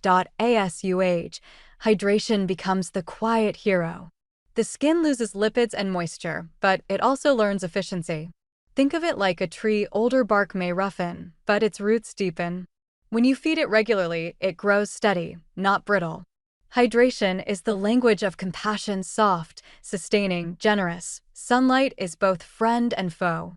The sun gives life, color, vitamin D, and serotonin, but too much steals collagen. Respect it, don't fear it. A broad-spectrum sunscreen is not an aesthetic product, it's a long-term promise. Each morning you apply it, you're whispering to your skin, I will protect you today. Sleep, too, becomes sacred. In youth, you can cheat it, in maturity, you can't. During deep sleep, your skin repairs DNA, balances hormones, rebuilds barrier strength. Late nights and chronic fatigue show first in the skin because it is honest. Respecting rest is a form of skincare discipline that no cream can replace. And then there's movement, walking, stretching, breathing deeply. Exercise sends oxygen to the skin and releases endorphins that lift your energy. Movement keeps you connected to your body's vitality, reminding you that beauty is kinetic, not static. Food is sunlight you can taste. What you eat becomes part of your skin's architecture. Every berry, leaf, nut, and grain is construction material for your face. Aging beautifully is less about denying time and more about feeding life. The glow that people notice often begins in the gut, not the vanity mirror, but more than anything, aging gracefully is emotional. It's learning to forgive the body for changing, to honor the process of becoming someone new. When you stop criticizing your reflection, your face relaxes. When you stop wishing for the past, your presence becomes magnetic. The most radiant people are not the youngest, they are the most at ease. Look around at someone who radiates peace, a grandmother laughing easily, an artist lost in her craft, a teacher whose eyes light up when she listens. Their beauty doesn't shout. It hums. It invites you in. Time has softened them, not diminished them. That's what graceful aging looks like, not denial, but devotion to life as it unfolds. In truth, time doesn't age us, resistance does. The more you resist, the tighter your muscles hold, the more exhaustion seeps in. The more you surrender to rhythm, the more energy flows. Article 20. The skin, mind connection, how emotions shape your complexion. Your skin is a mirror that never lies. It reflects every emotion, every sleepless night, every surge of joy or anxiety that moves through your body. While most people treat skincare as a surface activity, cleansers, creams, serums, your skin quietly listens to something deeper, your thoughts, your hormones, your emotional weather. When your inner world storms, your outer layer clouds. When your mind rests, your skin shines. Modern science now confirms what poets and healers have sensed for centuries. The skin and the mind are inseparable. They share the same embryonic origin. Long before birth, the cells that form your brain and the cells that form your skin divide from the same layer of tissue. They remain lifelong siblings, connected through millions of nerve endings and chemical messengers. Every heartbeat of emotion ripples outward, reaching your complexion. Think of the last time you blushed. A word, a gaze, a thought, and within seconds, warmth spread across your cheeks. Or the time fear drained color from your face, leaving you pale. These are not coincidences. They are communication. Your skin is the emotional display screen of your nervous system. Stress is the most common translator of the mind's turmoil. When you worry, your brain releases cortisol and adrenaline, hormones that prepare the body to survive, not to glow. They redirect blood flow from skin to muscles, suppress digestion, and inflame oil glands. The result: breakouts, dullness, dehydration. Long-term stress keeps the skin in a state of microinflammation, slowing repair and weakening the barrier. That's why chronic worriers often look older than their years. The skin has been living in survival mode, but the opposite is also true. When you feel safe, appreciated, and calm, your brain releases oxytocin and endorphins. These hormones dilate blood vessels, improve oxygen flow, and stimulate collagen. Peace literally softens your skin. A calm mind gives rise to a calm face. Many cultures intuited this long before dermatology had the vocabulary. Ancient Chinese medicine mapped emotional stress to specific organs, anger to the liver, fear to the kidneys, worry to the spleen, each organ connected to zones of the face. Ayurvedic traditions described similar relationships, calling the skin the outer expression of inner harmony. What modern science adds is evidence. Inflammation markers in the bloodstream rise with emotional distress, and those same markers appear in acne, eczema, and rosacea flares. This link is not metaphorical, it's biochemical. Every emotion triggers neurotransmitters that travel through the neurocutaneous system, a vast network where nerves, immune cells, and hormones talk constantly. When you feel embarrassed, tiny vessels open. When you feel threatened, they constrict. When you feel love, your parasympathetic system floods the body with signals of safety, inviting regeneration.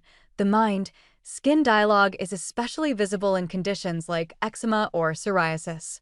Flare-ups often follow emotional upheaval, exams, breakups, grief.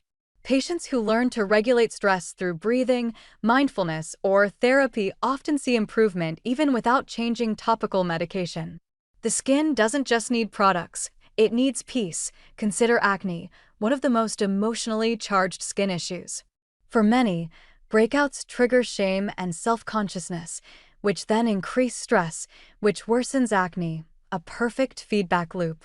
Breaking that loop requires more than benzoyl peroxide. It requires kindness. When you respond to a breakout with calm rather than panic, cortisol stays lower, inflammation eases, healing accelerates. Your mindset is medicine. Sleep is another translator between emotion and appearance. During deep sleep, the body releases growth hormone, repairing tissue and balancing moisture. But emotional overthinking keeps the brain alert, reducing slow-wave rest. One night of poor sleep raises cortisol enough to dull the skin for days. Chronic insomnia carves shadows, fades vitality. Rest is not vanity, it's therapy written in biology. Even love leaves fingerprints on the skin. People in healthy relationships tend to have better wound healing and stronger immune responses. Touch, eye contact, laughter all release oxytocin, which calms inflammation and boosts microcirculation. This is why affectionate people often appear radiant. They live in biochemistry of connection. On the other side, loneliness physically alters the skin. Research shows isolation raises inflammatory cytokines, slows collagen production, and impairs barrier recovery after irritation. Emotional isolation becomes visible as fragility, dryness, redness, slow healing. The body keeps score of solitude. You can learn to read your skin's emotional language. Persistent jaw tension and breakouts along the chin often point to suppressed stress or anger. Redness across the cheeks may mirror embarrassment, anxiety, or overstimulation. Dullness during burnout is your body's whisper, "I need rest." The more fluently you interpret these signals, the faster you can respond with compassion instead of chemicals. Mindfulness is one of the most powerful topical treatments you can't buy. When you slow your breath and anchor attention to touch, you activate the vagus nerve, a master regulator of calm. The pulse slows, inflammation markers drop, and within minutes, the face softens. This is not mystical, it's measurable. Mindfulness lowers cortisol, which means fewer breakouts and less sensitivity. The language of the mind also shapes how you perceive your own skin. Two people can have identical complexions, but entirely different experiences. One sees flaws, the other sees life. Your inner dialogue colors perception. Self-criticism tightens facial muscles, restricts blood flow, and literally dims expression. Self-acceptance relaxes those muscles and invites light to dance again. Confidence is circulation. Emotions even dictate how skincare products perform. Under stress, the skin's pH rises, reducing absorption. Calm skin absorbs active ingredients more effectively. That's why routines done mindfully, slowly, kindly, often seem to work better. The difference is not magic, it's physiology shaped by emotion. It's worth noting that positive emotions do not mean toxic positivity. Pretending to be fine when you're not only adds tension. Real peace comes from feeling what's true, then letting it move through you instead of getting trapped. Tears are skincare too. They flush stress hormones through saltwater. To nurture the skin, mind connection, build rituals that support both. Begin each morning not with scrolling, but with 3 deep breaths. Feel your feet, your heartbeat, the coolness of water on your face. Evening routines can become ceremonies of release, washing away the day's emotional residue. When you treat skincare as dialogue instead of duty, your hands become healers. Breathing through skincare is underrated science. Deep breathing increases carbon dioxide tolerance, improving oxygen delivery to tissue. That means better cell turnover and color. The glow you notice after meditation isn't imagination, it's chemistry. Nutrition is emotional, too. Comfort eating high-sugar foods spikes insulin, which increases oil production. Mindful eating, slowing down, savoring lowers stress hormones and stabilizes blood sugar. Your emotional relationship with food becomes a reflection of your emotional relationship with yourself. Social connection, creativity, and purpose all translate into visible vitality. When you're inspired, dopamine rises, energizing microcirculation. That's why passion projects make people look alive. It's not makeup, it's meaning. Point one practical way to strengthen this link is gratitude. Before applying moisturizer, think of one thing your skin allowed you to experience today: the warmth of sunlight, the brush of fabric, the touch of a loved one. Gratitude shifts the nervous system toward safety, reducing the fight or flight state that drains the complexion. Sometimes, the skin expresses what words cannot. Trauma stored in the body can manifest as chronic rashes or sensitivity. Psychodermatology, an emerging field at the intersection of psychology and dermatology, now treats such conditions holistically. Therapy, mindfulness, and gentle skincare combined often succeed where medication alone fails. The mind must heal for the skin to follow. Learning to love your skin is learning to listen to yourself. Each flush, each blemish, each glow is communication. Instead of saying, "What's wrong with my face?" ask, "What is my body trying to tell me?" This question transforms frustration into curiosity. Curiosity is healing. There is an elegance in emotional honesty. When you allow sadness, your tears clear your eyes and your pores. When you allow laughter, circulation surges. When you allow rest, renewal begins. Article 21. The Ritual of Night. Why evening skincare heals your mind. Night has always been a language of healing. When the world goes quiet, when the noise of the day fades and the sky deepens into indigo, your body begins to remember itself. The pace slows, the heart steadies, and the mind finally has room to breathe. Evening is not just a time on the clock, it's a state of surrender. It's the body's invitation to let go, to rebuild, to forgive. And in that quiet space between exhaustion and sleep, your nightly skincare ritual becomes more than routine. It becomes an act of restoration for both skin and soul. We often underestimate the power of repetition. To cleanse your face every night may seem trivial, but it's a promise, a signal that despite everything that happened today, you are still worthy of care. The way you touch your face, the pace of your breath, the temperature of the water, all of it matters. The skin listens. The mind listens too. There is something ancient about washing your face at night. Water has always been a symbol of renewal. It erases the traces of what the day wrote upon you.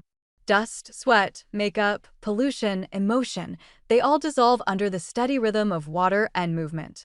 In those few minutes, you perform one of humanity's oldest rituals, cleansing as rebirth. You're saying, without words, "I release what no longer serves me." Science quietly supports this poetry. When the sun sets, the brain releases melatonin, preparing the body for rest. At the same time, skin temperature rises slightly, circulation increases, and cells begin repair work. During the day, your skin defends. At night, it heals. The rituals you do before sleep, cleansing, moisturizing, breathing, are not cosmetic acts. They are biological collaborations with time. The nervous system remembers touch. When your hands move gently across your skin, you stimulate mechanoreceptors that signal safety to the brain. The parasympathetic system responds by lowering heart rate and cortisol. Within moments, your inner chemistry shifts from fight or flight to rest and repair. The simple act of applying cream can calm your entire physiology if done with presence. Presence is the real luxury. Many people rush through their night routines as though it's one more chore between screens and sleep. But the difference between skincare and self-care is attention. When you give full awareness to your evening ritual, it transforms from duty to meditation. You reconnect with yourself not through thought, but through sensation, water flowing, breath steady, the scent of lotion blooming softly in the air.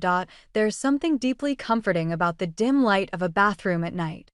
The mirror reflects not performance, but reality. No harsh sunlight, no filters, no distractions, just you, raw and human. You see yourself not as an image to perfect, but as a person to nurture. The face staring back might look tired, maybe lined, maybe uneven, but it's also honest. That honesty is where healing begins. Each night, your skin carries the story of your day. It remembers laughter, stress, temperature, touch, even words. Emotions leave traces, invisible yet real. Cleansing becomes a kind of emotional detox, not erasing what happened, but washing away the tension attached to it.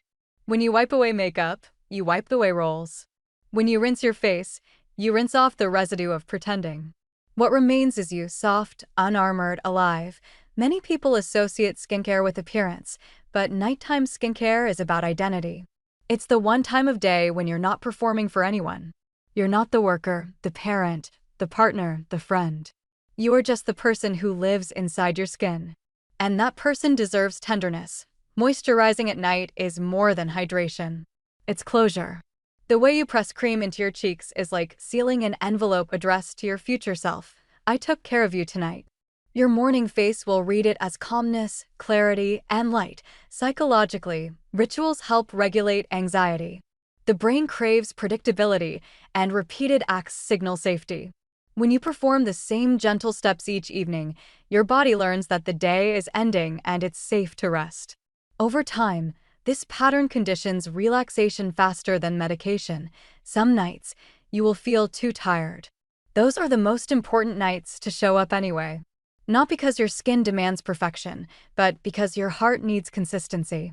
Even a single splash of water and one deep breath can remind you that you're still here, still caring. The goal is not to be flawless, but to be faithful. The night is honest. It shows you the things daylight hides: fatigue, dehydration, emotion. But it also offers something daylight cannot: forgiveness. Under soft light, every imperfection softens. The harsh voice of self-critique quiets. Night doesn't judge, it listens. It holds space for your healing without rushing it.in biological terms. Night is when growth hormone peaks. The body repairs microtears, rebuilds collagen, balances oil. The liver detoxifies. The skin barrier renews lipids. These aren't metaphors, they are real acts of recovery happening under your hands as you apply care.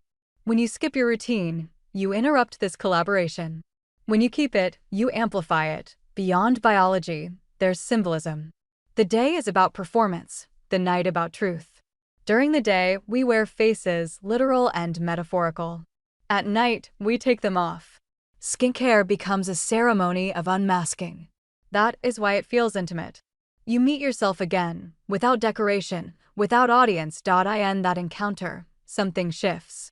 The mirror becomes less an object of judgment and more a witness of kindness. Each gesture, cleansing, toning, moisturizing, becomes an offering. It's not vanity, it's reverence. You're honoring the body that carried you through another day. The mind heals when it feels seen. Your body is no different. When you pay attention to your skin with genuine care, you're telling it, I see you. I know you've worked hard today. That acknowledgement has power. It releases tension in muscles you didn't realize were clenched. It slows breathing. It resets chemistry. There's also something spiritual about caring for yourself in the dark. The quiet hum of night has always been sacred. Monks pray, artists create, mothers rock children to sleep. You, too, participate in that lineage of caretaking each time you tend to your skin. You don't need incense or chants. Your hands are enough. People often think of night skincare as indulgence, but indulgence is excess. This is balance. The outer gesture of cleansing mirrors the inner act of letting go. Every night you wash your face, you practice detachment from makeup, from stress, from perfection. You learn that beauty isn't something to chase, but something to uncover beneath the day's residue. Over time, the ritual of night becomes an anchor. No matter how unpredictable life becomes, you have this: water, touch, breath, stillness. It's the small island of peace you can return to every evening. And that consistency, offering significant exfoliating power but requiring experienced use to avoid over-irritation. Professional-grade salicylic acid can be applied at concentrations up to 20 to 30% during chemical peels, but these are only performed in clinical settings and are significantly stronger than over-the-counter products. Salicylic acid products come in numerous formats, each with advantages and disadvantages. Cleansers containing 0.5 to 2% salicylic acid are the gentlest form. You use them daily during your regular cleansing routine, and the short contact time limits irritation while still providing exfoliating benefits. Cleansers are ideal for maintaining clear skin and for beginners new to salicylic acid. Toners or liquid exfoliants contain higher concentrations and are left on the skin, providing more potent exfoliation than cleansers. These are typically applied after cleansing and before other treatments, 2 to 3 times weekly. They provide more dramatic exfoliation than cleansers but also carry more irritation risk. Serums and treatments are concentrated salicylic acid formulations meant to be applied to specific areas or the entire face, typically 2 to 3 times weekly. They're left on the skin and provide significant exfoliation. These are powerful products best used by those with resilient, acne-prone skin who have already adapted to gentler salicylic acid products.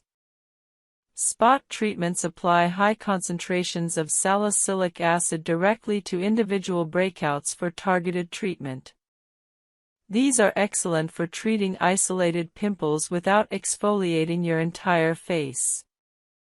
Starting with salicylic acid requires a conservative approach. If you've never used it before, begin with a 0.5% cleanser or 1% toner used 2 to 3 times weekly. Use it for 2 to 3 weeks, assessing your skin's response. If your skin tolerates it well without excessive irritation, dryness, or sensitivity, you can increase frequency to daily use or switch to a higher concentration product.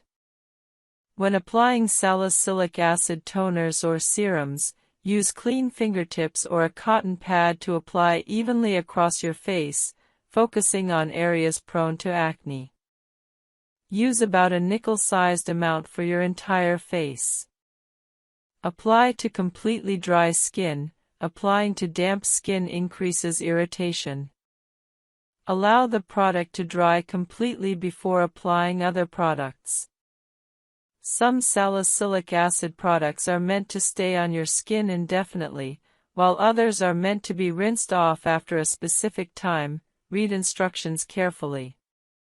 Common mistakes when using salicylic acid include starting with too high a concentration, using it too frequently, combining it with too many other actives, and failing to moisturize adequately afterward. Starting with 2% and using it daily will almost certainly cause excessive irritation, dryness, and peeling. You're much better served starting gently and gradually increasing. Never combine salicylic acid with benzoyl peroxide on the same evening initially.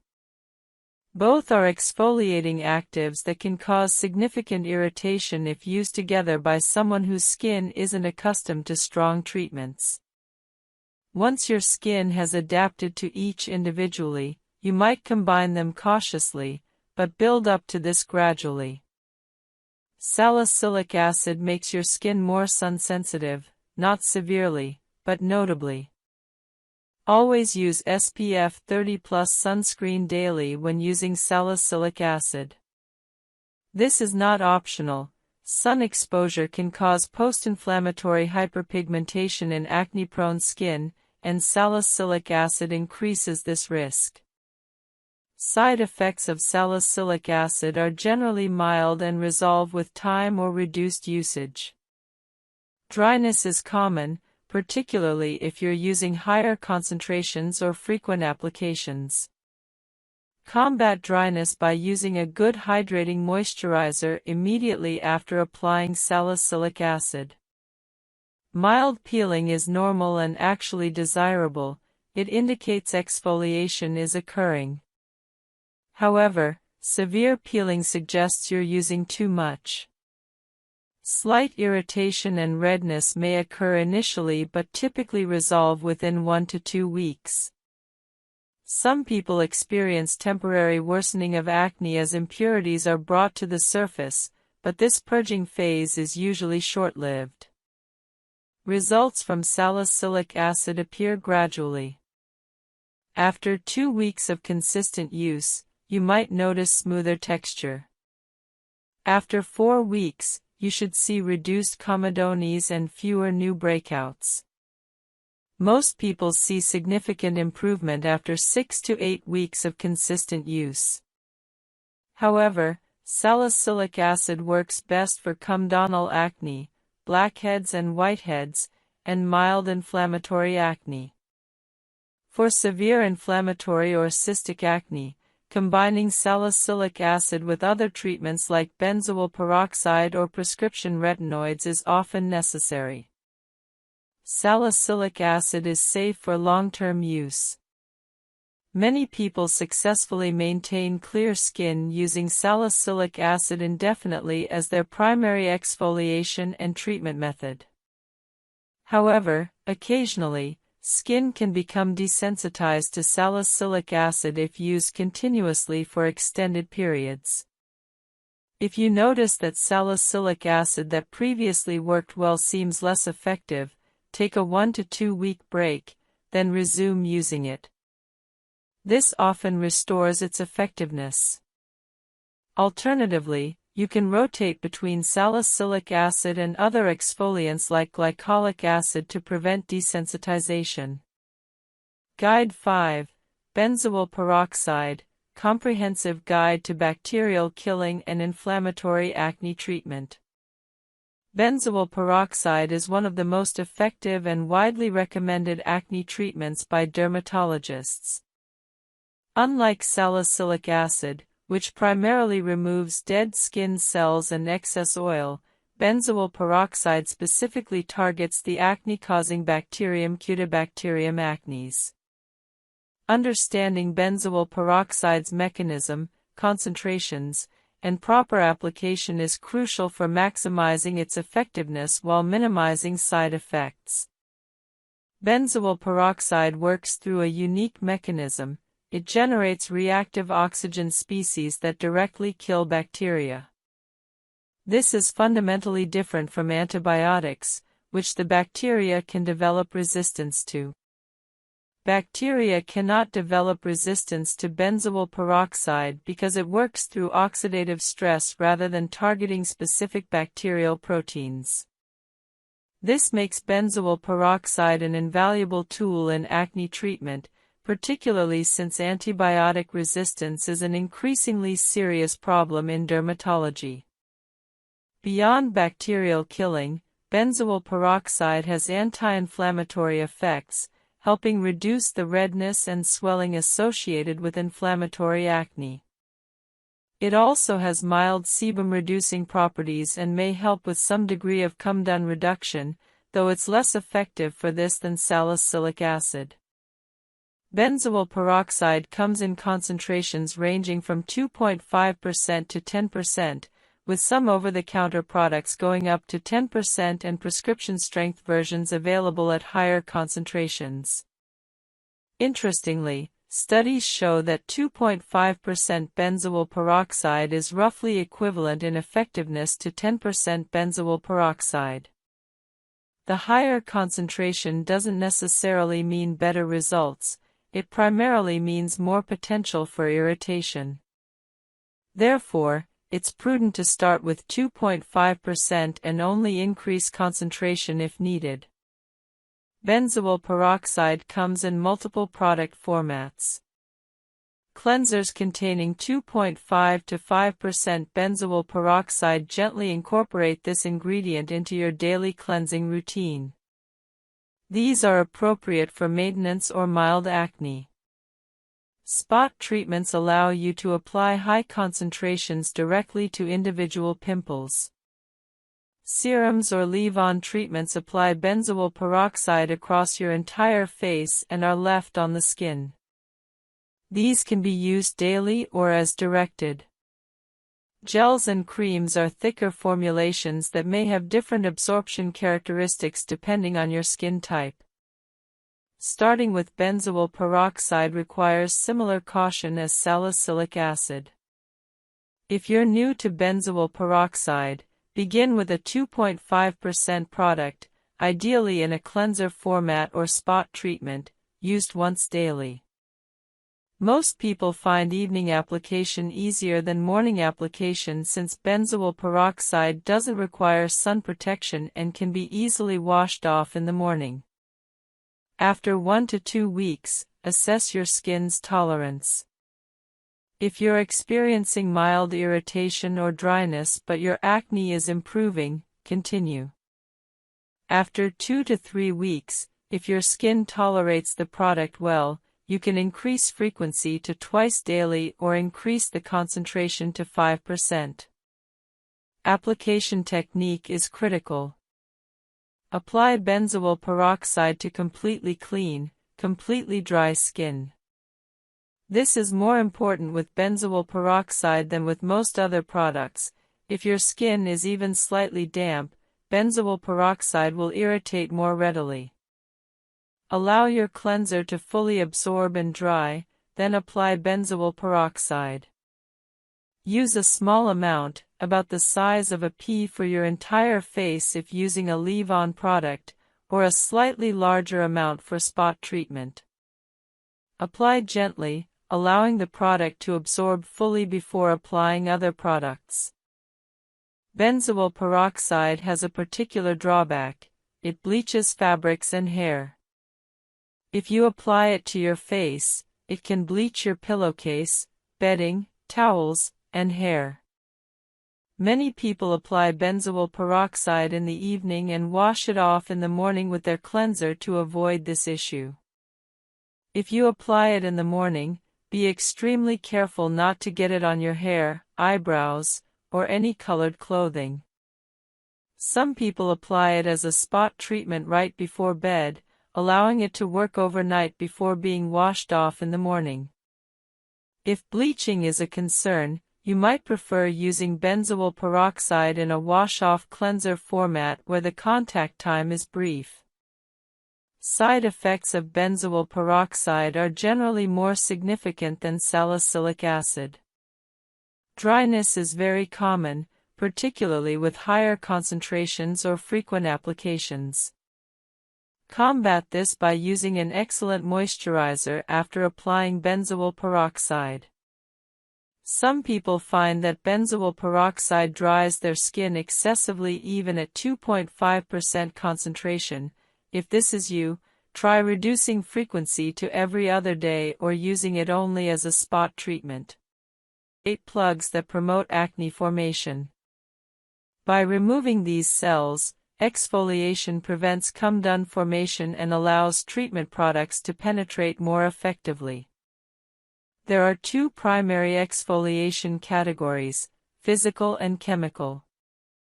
Physical exfoliation involves mechanical removal of dead skin cells using abrasive materials like scrubs, brushes, or tools. Chemical exfoliation uses acids or enzymes to dissolve the bonds between dead skin cells, allowing them to shed naturally. For acne-prone skin, chemical exfoliation is superior to physical exfoliation, and here's why. Physical exfoliation, particularly harsh scrubs, can damage acne-prone skin in multiple ways.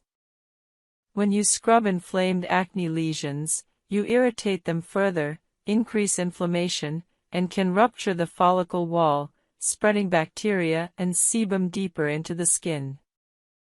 The mechanical action can also cause micro-tears in your skin barrier, leading to increased sensitivity and irritation. For these reasons, dermatologists typically recommend avoiding physical scrubs if you have acne. Chemical exfoliation is gentler and more effective. There are 2 main types of chemical exfoliants: alpha-hydroxy acids, AHAs, and beta-hydroxy acids, BHAs. AHAs, including glycolic acid and lactic acid, are water-soluble and work on the skin's surface. They're excellent for general exfoliation, improving texture, and reducing the appearance of fine lines. However, they don't penetrate into oil-filled pores effectively. BHAs, particularly salicylic acid, are oil-soluble and can penetrate into sebum-filled pores, making them ideal for acne-prone skin. Salicylic acid dissolves the sebum and dead skin cell plug within the follicle, directly preventing and treating comedones. For acne-prone skin, exfoliating 2 to 3 times weekly with salicylic acid is generally appropriate. Some people with very resilient skin can tolerate daily use, while those with sensitive skin may do better with once or twice weekly exfoliation. Begin conservatively with 2 to 3 times weekly, observing how your skin responds over 2 to 3 weeks before increasing frequency. Exfoliation products come in various formats. Exfoliating cleansers contain salicylic acid and are used during your regular cleansing routine. These are gentle and convenient for daily use. Exfoliating toners are applied after cleansing and before other treatments. They're typically stronger than cleansers and are meant to be left on the skin. Exfoliating serums and treatments are the most concentrated forms and are usually applied 2 to 3 times weekly. Exfoliating masks are meant to be applied for a specific duration, usually 10 to 15 minutes, then rinsed off. When starting exfoliation, begin with a lower concentration of salicylic acid, typically 0.5% to 1%, and gradually work up to 2% as your skin builds tolerance. Many beginners make the mistake of jumping to high concentrations, causing excessive irritation, dryness, and peeling. This leads them to conclude that exfoliation doesn't work for them when the actual problem was starting too strong. The exfoliation process requires proper technique. Apply your exfoliating product to clean, completely dry skin. Applying to damp skin increases irritation and reduces effectiveness. Use your fingertips to apply the product gently, spreading it evenly across your face, paying special attention to areas where acne is most prevalent. Some exfoliating products are meant to be left on overnight, while others are rinsed off after a specific duration. Follow product instructions carefully. During the initial exfoliation period, expect some adjustment. Your skin may experience mild redness, slight dryness, or mild peeling. This is normal and typically subsides within 1 to 2 weeks as your skin adapts. However, if you experience severe irritation, excessive peeling, or significant discomfort, reduce your exfoliation frequency or concentration. Listen to your skin, it will tell you what it needs. Never combine multiple exfoliating products on the same day, and especially avoid combining exfoliants with other strong actives like retinoids or benzoyl peroxide on the same night initially. This overexfoliation damages your skin barrier, causes excessive irritation, and can actually worsen acne. Once your skin is accustomed to each product individually, you can sometimes combine them, but do so cautiously and only if your skin tolerates it well. Some people experience purging when they begin exfoliation, where acne temporarily worsens as the exfoliant brings impurities to the skin surface. This is generally a positive sign that the product is working, and it usually subsides within 1 to 2 weeks. However, if purging lasts longer than 2 to 3 weeks or becomes unbearable, discontinue the product and consult a dermatologist. After exfoliating, your skin barrier is compromised and needs careful management. Moisturize generously with a product suitable for your skin type. Avoid other potentially irritating ingredients like vitamin C, niacinamide in high concentrations, or peptides on exfoliation days. Stick to basic cleanse, exfoliate, and moisturize.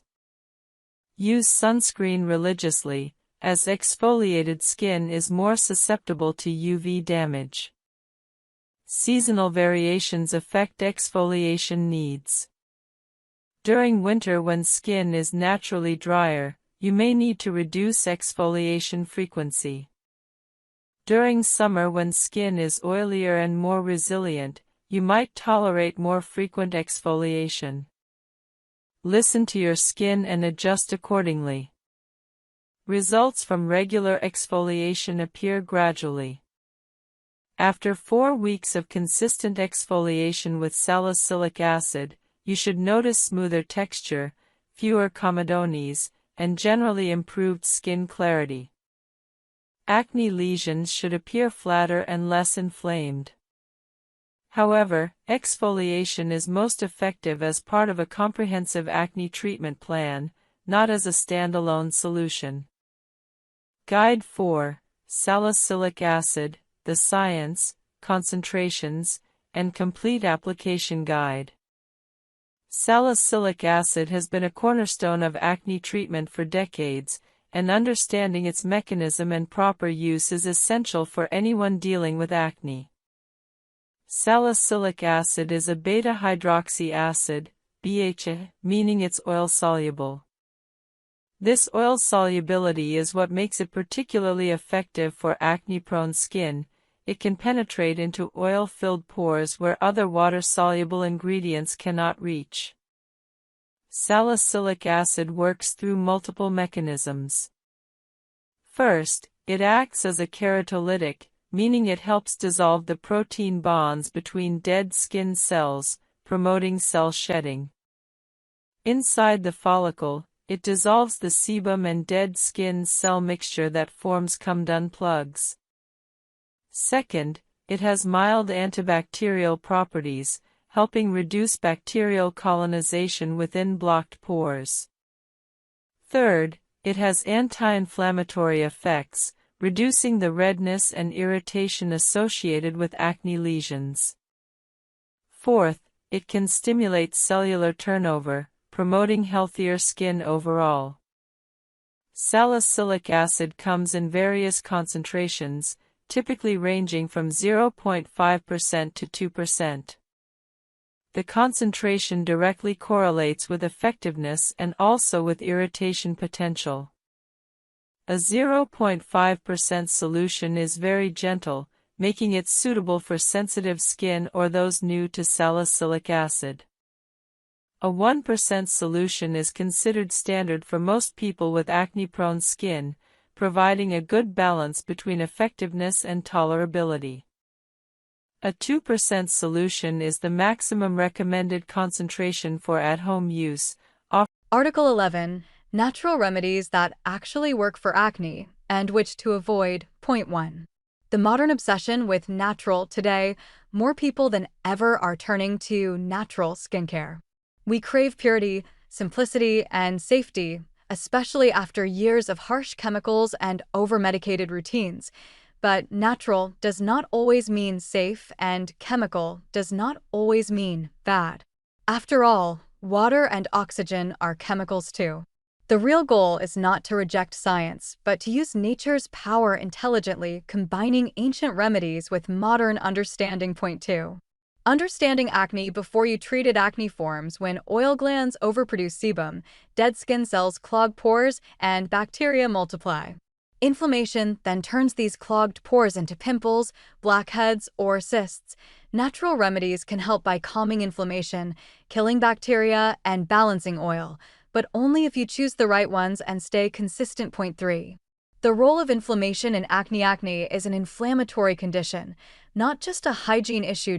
That's why many natural ingredients that reduce inflammation, such as aloe vera or green tea, often work better long-term than aggressive spot treatments. So the best natural approach focuses on calming, balancing, and healing rather than attacking. Point 4. Aloe vera. Nature's cooling hyaluronic vera gel contains polysaccharides and salicylic-like compounds that soothe irritation and gently exfoliate. It also hydrates without clogging pores. Use pure aloe gel directly from the leaf or a 99% aloe vera product. Apply after cleansing morning and night. Over a few weeks, redness and inflammation noticeably decrease. Point 5. Tea tree oil, a natural antiseptic. Tea tree oil is one of the most studied natural acne remedies. It has antimicrobial and anti-inflammatory effects that target acne-causing bacteria. Mix 1 drop of tea tree oil with 10 drops of a carrier oil like jojoba or grapeseed. Apply only to affected areas, never directly on bare skin. Overuse can cause dryness or sensitivity, so moderation is key. Point 6. Green tea. Antioxidant powerhouse green tea is rich in polyphenol, especially ℏ, which reduces sebum and calms redness. You can drink 2 to 3 cups daily or apply chilled green tea directly to your skin with a cotton pad. Some people even freeze it into ice cubes for a refreshing morning anti-inflammatory boost. Point 7. Honey. The ancient antibacterial raw honey, particularly Manuka honey, has natural antibacterial and healing properties. It also keeps wounds moist and speeds up recovery. Spread a thin layer over clean skin, leave for 15 minutes, and rinse. Use 2 to 3 times a week. Honey masks help prevent new breakouts and fade existing marks. Point 8. Apple cider vinegar.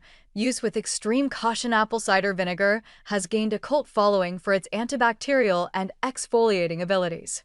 But it is very acidic and can burn the skin if used undiluted. If you want to try it, mix 1 part vinegar with 5 to 10 parts water. Use a cotton pad to dab lightly, then rinse after 1 minute. For most people, gentler acids like lactic or mandelic acid are safer. Point 9. Turmeric. The golden anti-inflammatory turmeric contains curcumin, which reduces redness, swelling, and scars. To make a simple mask, mix 1 teaspoon of turmeric powder with honey or yogurt. Apply for 10 minutes, then rinse thoroughly. Beware that it can temporarily stain your skin yellow. Harmless, but noticeable. Point 10. Witch hazel. The natural toner witch hazel is a plant extract with mild astringent and anti-inflammatory effects. It can reduce oil and calm inflamed pimples. Use an alcohol-free witch hazel toner to avoid dryness. Apply once daily with a cotton pad after cleansing. Overuse may dry sensitive skin, so balance with moisturizer. Point 11. Jojoba oil. Balancing oil with oil. It may seem counterintuitive, but certain oils help acne instead of worsening it. Jojoba oil closely resembles natural sebum, tricking the skin into producing less oil. It also carries antibacterial compounds and antioxidants. Massage a few drops onto damp skin at night. Within weeks, you may notice smoother, softer, less oily skin. Point 12. Zinc. The quiet mineral hero zinc helps regulate hormones, control oil, and reduce inflammation. You can take zinc supplements or use topical creams containing zinc oxide. Foods rich in zinc, like pumpkin seeds, lentils, and seafood, also help.